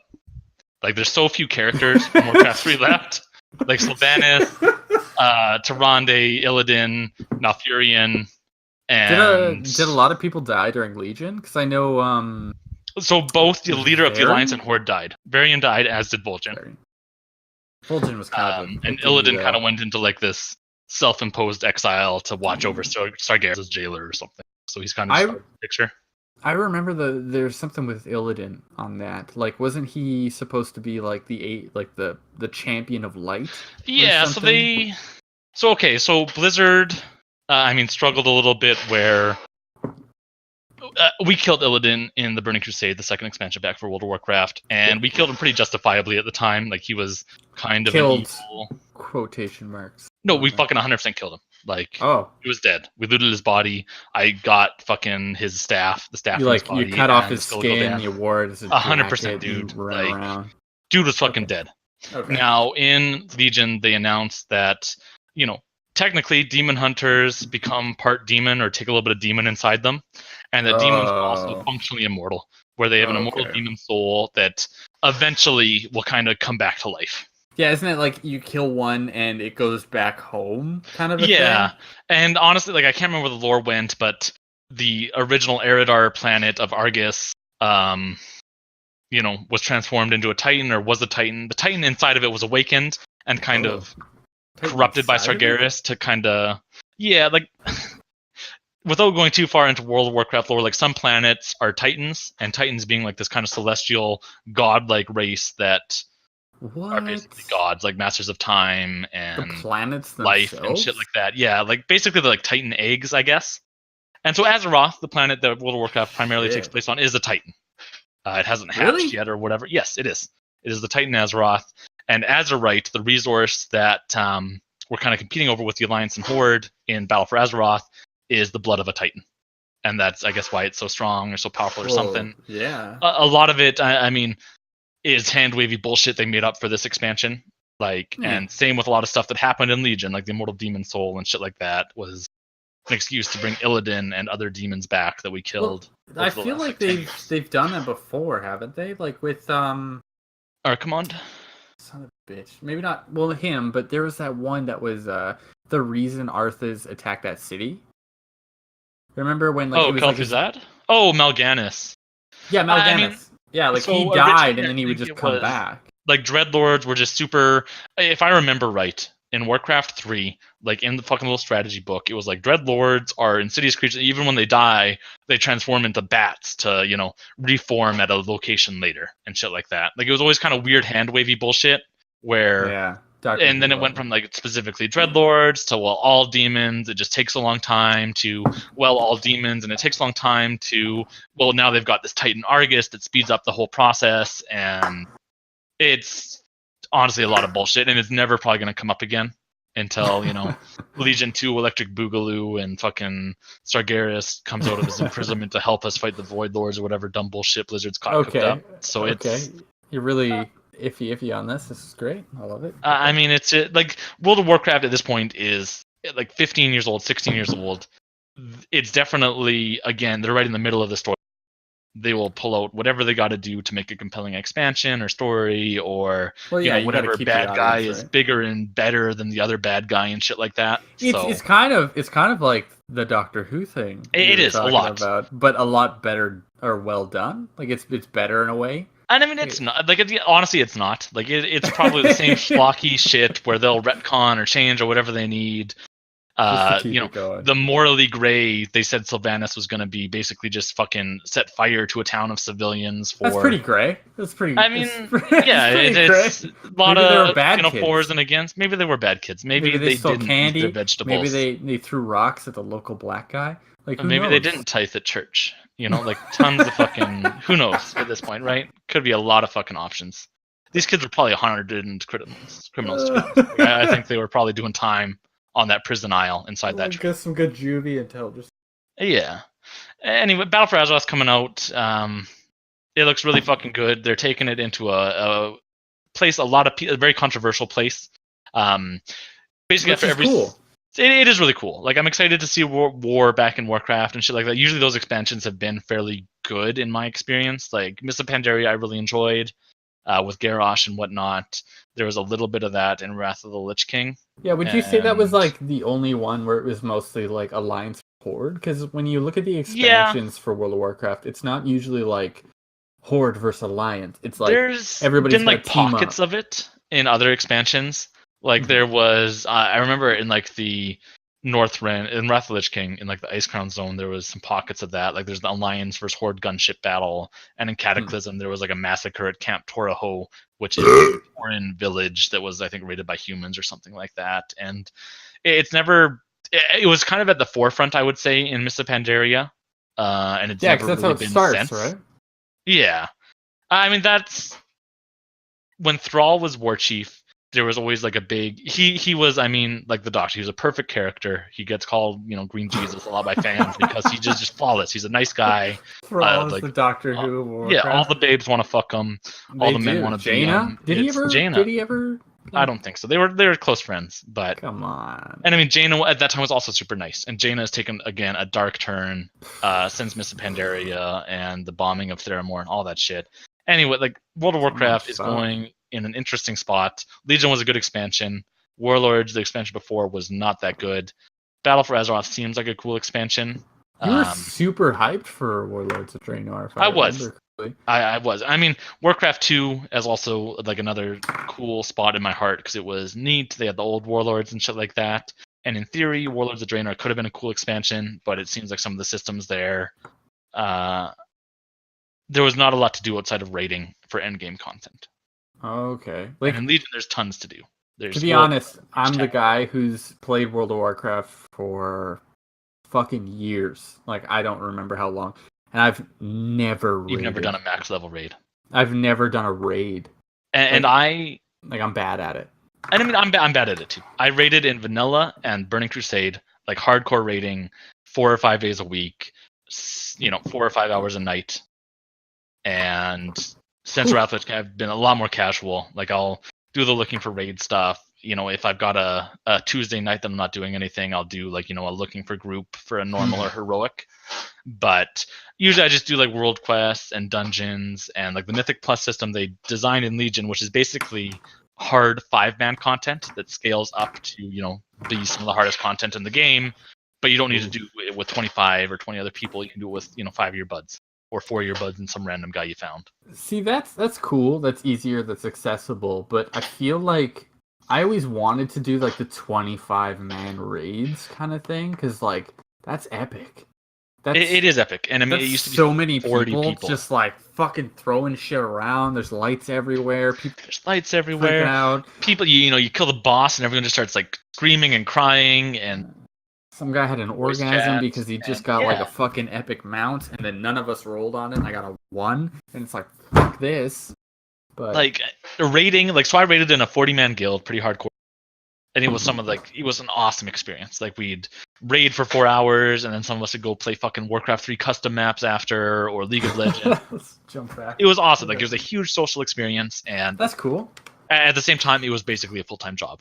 Like, I gotta say, just the thing about World of Warcraft that stands out to me about every other kind of MMO I've ever played or any kind of online gaming experience is it's had the best community kind of a thing. Like I've had the best times I've ever had playing online with other people while playing World of Warcraft.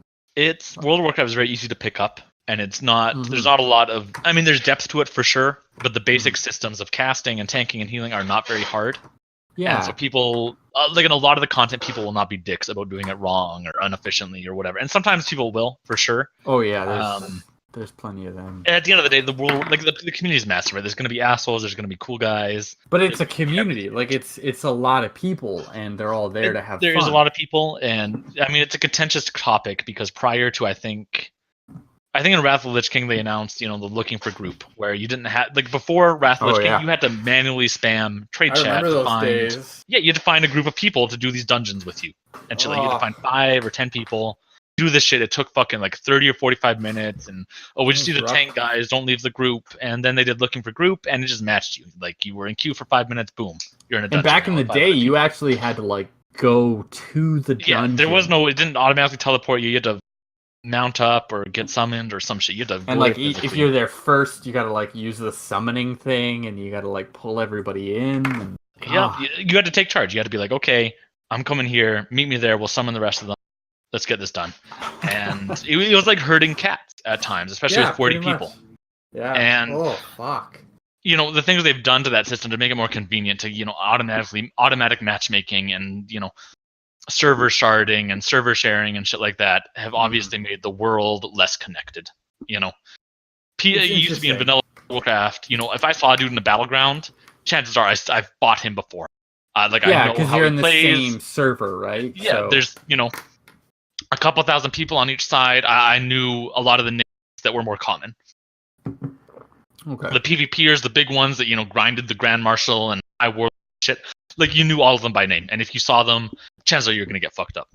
That's cool because it's kind of like it gives like a mythical feel. It was, to and it was like right? a sense of community, and you knew like, oh, this guy's a dickhole. Oh, this guy steals loot. Don't take him. He's a shit ninja, like that. right? Yeah, he's a loot ninja. And now that stuff is gone. I mean, yeah, there's like weird server shit where like, oh, you don't want to group with someone from Ragnaros because they're from Brazil and they're probably gonna suck dick. Okay, buddy. Let's take it easy. Okay, they might suck dick, just like anyone from any other server might. Okay, but that sense of community Brazil. is gone. Yes, mostly Brazil. Okay. But that sense of community is like gone for the most part, right? Which at the same time, doing things is more convenient than it's ever been.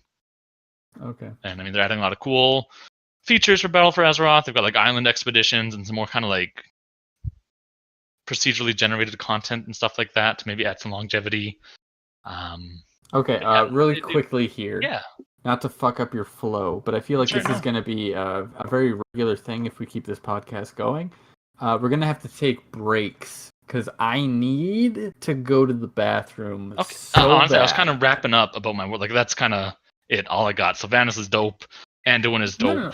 We can. Okay, I'll just go. I'll run to the bathroom. Well, I'll edit out most of what I'm saying right now. Right. And sure. then we can jump back into this, and we can talk. Like more no about joke. That's kind of all I had.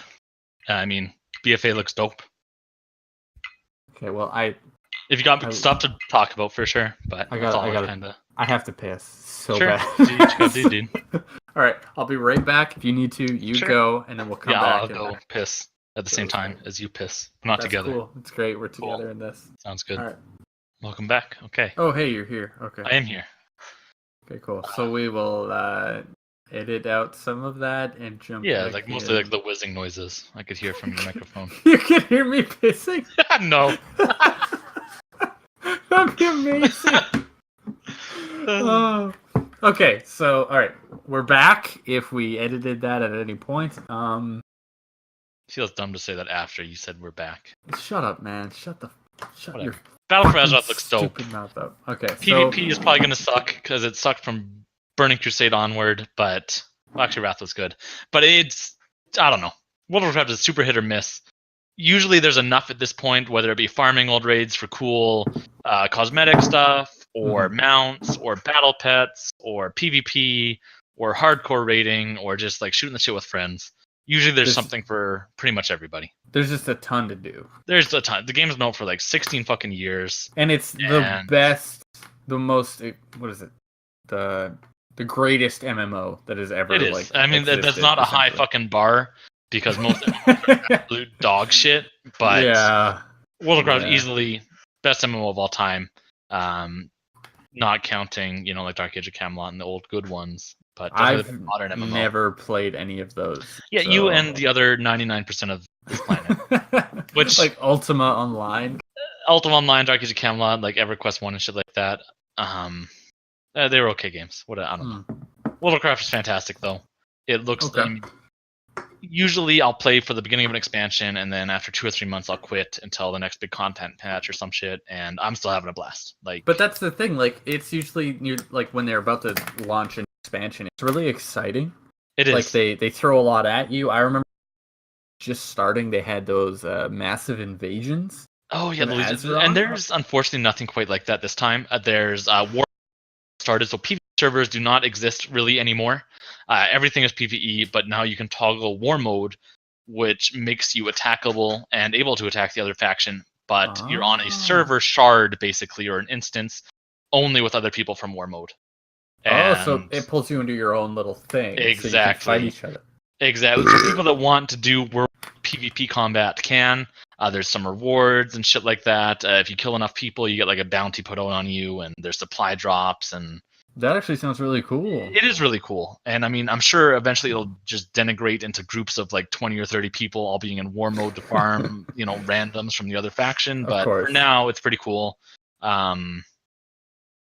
Yeah, World of Cool, Warcraft man. is fucking Cool. good again, So, dude. just to quick summarize the story. So, what? Oh yeah, like quick you said- summary of World of Warcraft story. Let me just No, condense where 30 we're at. fucking years. Where we're at. I mean, So- the Alliance and Horde are on the brink of fucking war, my dude. And next week, Undercity is going to get sacked. It will probably fall to the Alliance.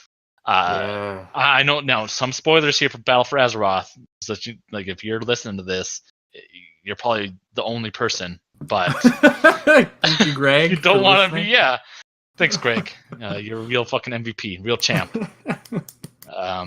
But so Storfang does get captured at the end, I believe, of the Lordaeron scenario, and you Ooh. bust him out of Stormwind Prison, the stockades. I think either at the beginning of Battle for Azeroth or maybe right before it or whatever. I don't know, sometime in the next week or two. Okay. And you also bust out the Prophet Zool, who leads the Zandalari people, and that will Prophet be Zool? Zool. Is he Zool. a troll? He is a troll. So Zandalari are trolls. They look different than our current trolls. Like our current trolls are kind of lanky and retarded looking. The new trolls, the Zandalari trolls, are fucking live with dinosaurs, and they're fucking like awesome looking. Oh, okay, yeah, I remember them. Yeah, They're just so fucking cool, dude. I got a little so Zandalari raptor thing. Yeah, and like they can be druids, and they turn into fucking dinosaurs, and it's just so cool. That's badass. Why are they gonna be like a allied race? They will be an allied race. Oh, sweet, that's cool. Yeah. They won't probably be until 8.1 or so maybe. The orcs are going to be first, the brown orcs, and then it feels weird to say brown orcs. That sounds really The bad. Maghar orcs, and then So real the quickly trolls. here, Mhm. do you want to just to clarify, do you want to go over what races are accessible for the new stuff, and then So allied races are at the back end of Legion. They introduced allied races. I think technically they are a Battle for Azeroth feature, so you do need to pre-order to access them, even if you have the requirements unlocked in Legion. For the Horde, they are the High Mountain Tauren, which are basically Tauren with moose antlers instead of cow antlers. That's cool. Or cow horns, I guess. Shut up, man. And the Nightborn Elves, which are night elves, but they were the Highborn class, which are the magic users, the arcane users. They've got like a fantastic magical city and So cool like shit the like 1% douchebag. yeah, elves? basically. But they're surprisingly chill. Really? You help them out in Legion, help their city not. They're like they're like really dark skinned, but they have like really cool tattoo light things going on. They've got like tattoos, like arcane glyph shit. Which is interesting because it's like a night elf race, but they're on the Horde side. And so allied races, like usually a cool thing with race, big skeleton adjustments, and they new dances and shit like that. Not the case with allied races. Oh, Allied races use the night elf animations and dances and all that shit, I think. Except they've just got like basically like a different skin texture. Oh well, you lost me there. I mean, it does, but at the same time, I think Blizzard's commented that like it takes a lot of fucking art direction and shit to make a new race. So with allied races, the idea I think is that like instead of one new race every expansion or two, we'll see like 2 or 3 per expansion.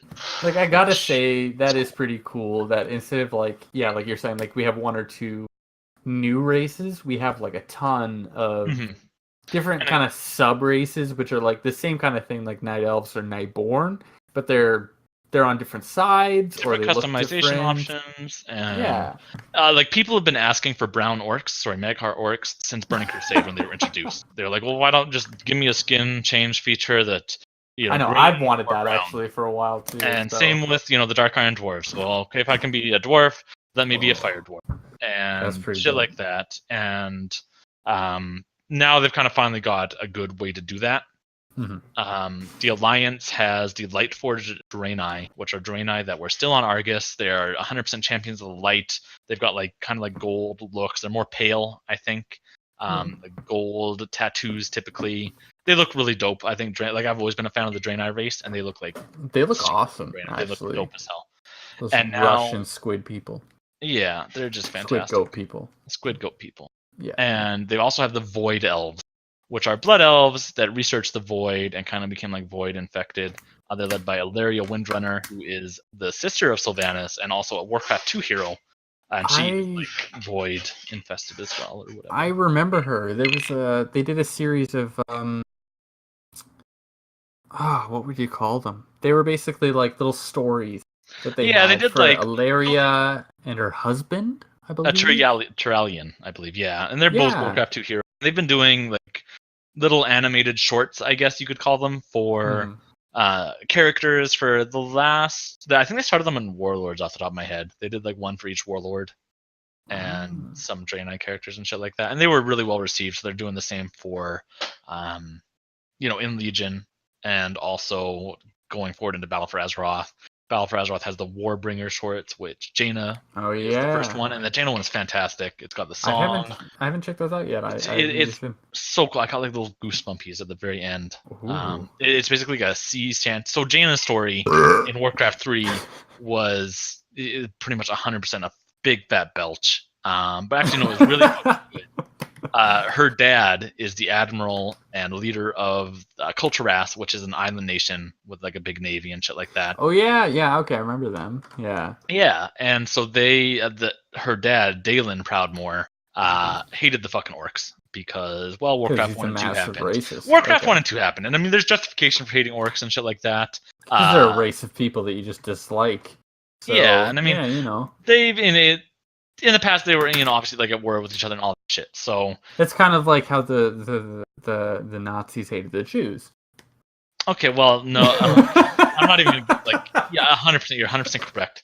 In this case, the orcs are the Jews, and Kulturas is Hitler, I guess. But of course. So anyway, so in the Warcraft 3 campaign for the orcs, you're under siege by Dalen Proudmoore's navy, and Jaina is also there. And Jaina being his daughter, you're kind of like, okay, well, how's this going to work? And turns out it works by the fact that Jaina pretty much abandons her dad, and then the orcs kill him as she watches. And then she's like, well, that sucks, but it had to be done, I guess. Tough and then breaks, she does, bitch. Shouldn't have hated the orcs, dum-dum. Maybe you'd still be alive. And then Mists of Pandaria happened where her town got nuked by orcs, and then she's like, oh, fuck, orcs suck. You're right, Dad. Oh man, Shit. Maybe I shouldn't have left you. Yeah, maybe I shouldn't have left you to die back there. Fuck, man. Fuck me. That's heavy. And so that's where she's at now. And the Warbringer short was like a sea shanty about. It was just really well done. It was a song. It was a sea shanty. Honestly, 100%. Like, go fucking watch it right now. Like, you will fucking song. Love this shit. It's a song. It's a song. It's like, let's okay. Like, we're gonna take 5 minutes to watch this. We're gonna take a small break. Yeah, we're gonna take like a cut here or whatever. We could do a reaction. Yeah, like a big podcast. Okay. I love reaction videos are very original on YouTube. Okay. So Jaina Warbringers. Warbringer. Okay. All right, everybody, we're about to start the Jaina Warbringer short. 4 minutes and 46 seconds. So hopefully you got the time, considering you're watching possibly a 2-hour plus podcast. And we will. So we'll come back after we've watched it. We're not gonna do a live comment? No, people. I literally just said we're gonna do. People can't see the things we're seeing though, so that doesn't work. Okay, cut. All right. We'll cut right here, and we'll continue. Craig, later. Stop, Greg. I see your fucking circle is green. Stop it, Craig. I'll just keep Craig going, and then we'll cut it later. You've always got Craig's back instead of mine, dude, and he's fucking driving me up the fucking wall. Craig is a brother, all right. He's recording all of this. He knows what's up, all right. He's gonna edit it too. Yeah, he's gonna get it done. I just gotta suck his dick every now and then. It's fine, all right. Quid pro quo, my dude. Okay, you had 0-0 here on this fucking Warbringers thing. All right, ready to start? Okay. 3, 2, 1, go. Oof. Right, like tingles, dude, tingles. That's good shit, man. She's got a good voice. She does. I think is it Laura Bailey? I don't remember. I don't know. I don't know who Laura Bailey is. She's like a pretty famous voice actress. But Sorry, like, no, it's okay. You're gassy. Just really quickly here. I'm wrong on the artist. It says that the art and illustration by Laurel Austin, Vasily Zorin, Jonathan Fletcher, and Ewan Park. Well, they did a fantastic job. They did a great job. I thought it looked very similar to Sejic. Stefan Sejic, sorry. He probably copied from them. He probably did, Stole yeah. his style. He's a great... Not really, though. I'm sure he's a fantastic guy. And he's a great artist. He does good comic books. He also does a weird, like, porn thing on the side. Yeah. Just throwing that out there, but... I wouldn't know about that. It's got some good Jack material. Anyway, yeah, if you're looking for something after the podcast. Okay. So... yeah, so Jaina, we're gonna be back Jaina's a now. Good character, dude. I think I'm gonna keep most of that in, to be honest. But so in World of Warcraft, I've been Horde 100% of the time. Usually, after an expansion is in the middle or end point, I'll kind of do an Alliance character just to like, oh yeah, this is the Alliance side of it. It sucks because it's not the Horde side, but I can see why people are Alliance, I guess. I agree with you. I usually go Horde. I like Alliance races sometimes, but I always end up Alliance races tend to be boring. Character. They're all like generic good, whereas Horde at least has some interesting dynamics between Forsaken and Tauren Orcs and Goblins and shit like that. Mm-hmm. Whereas the Alliance is just like, well, we're all good races and we all want to do good stuff. And which is kind of weird, to be honest, because they're like, we're the good guys, but we will exterminate an entire race of people. Like in League of Legends, they've got like the Demacians, which are very much about order and goodness, and they've got the Noxians,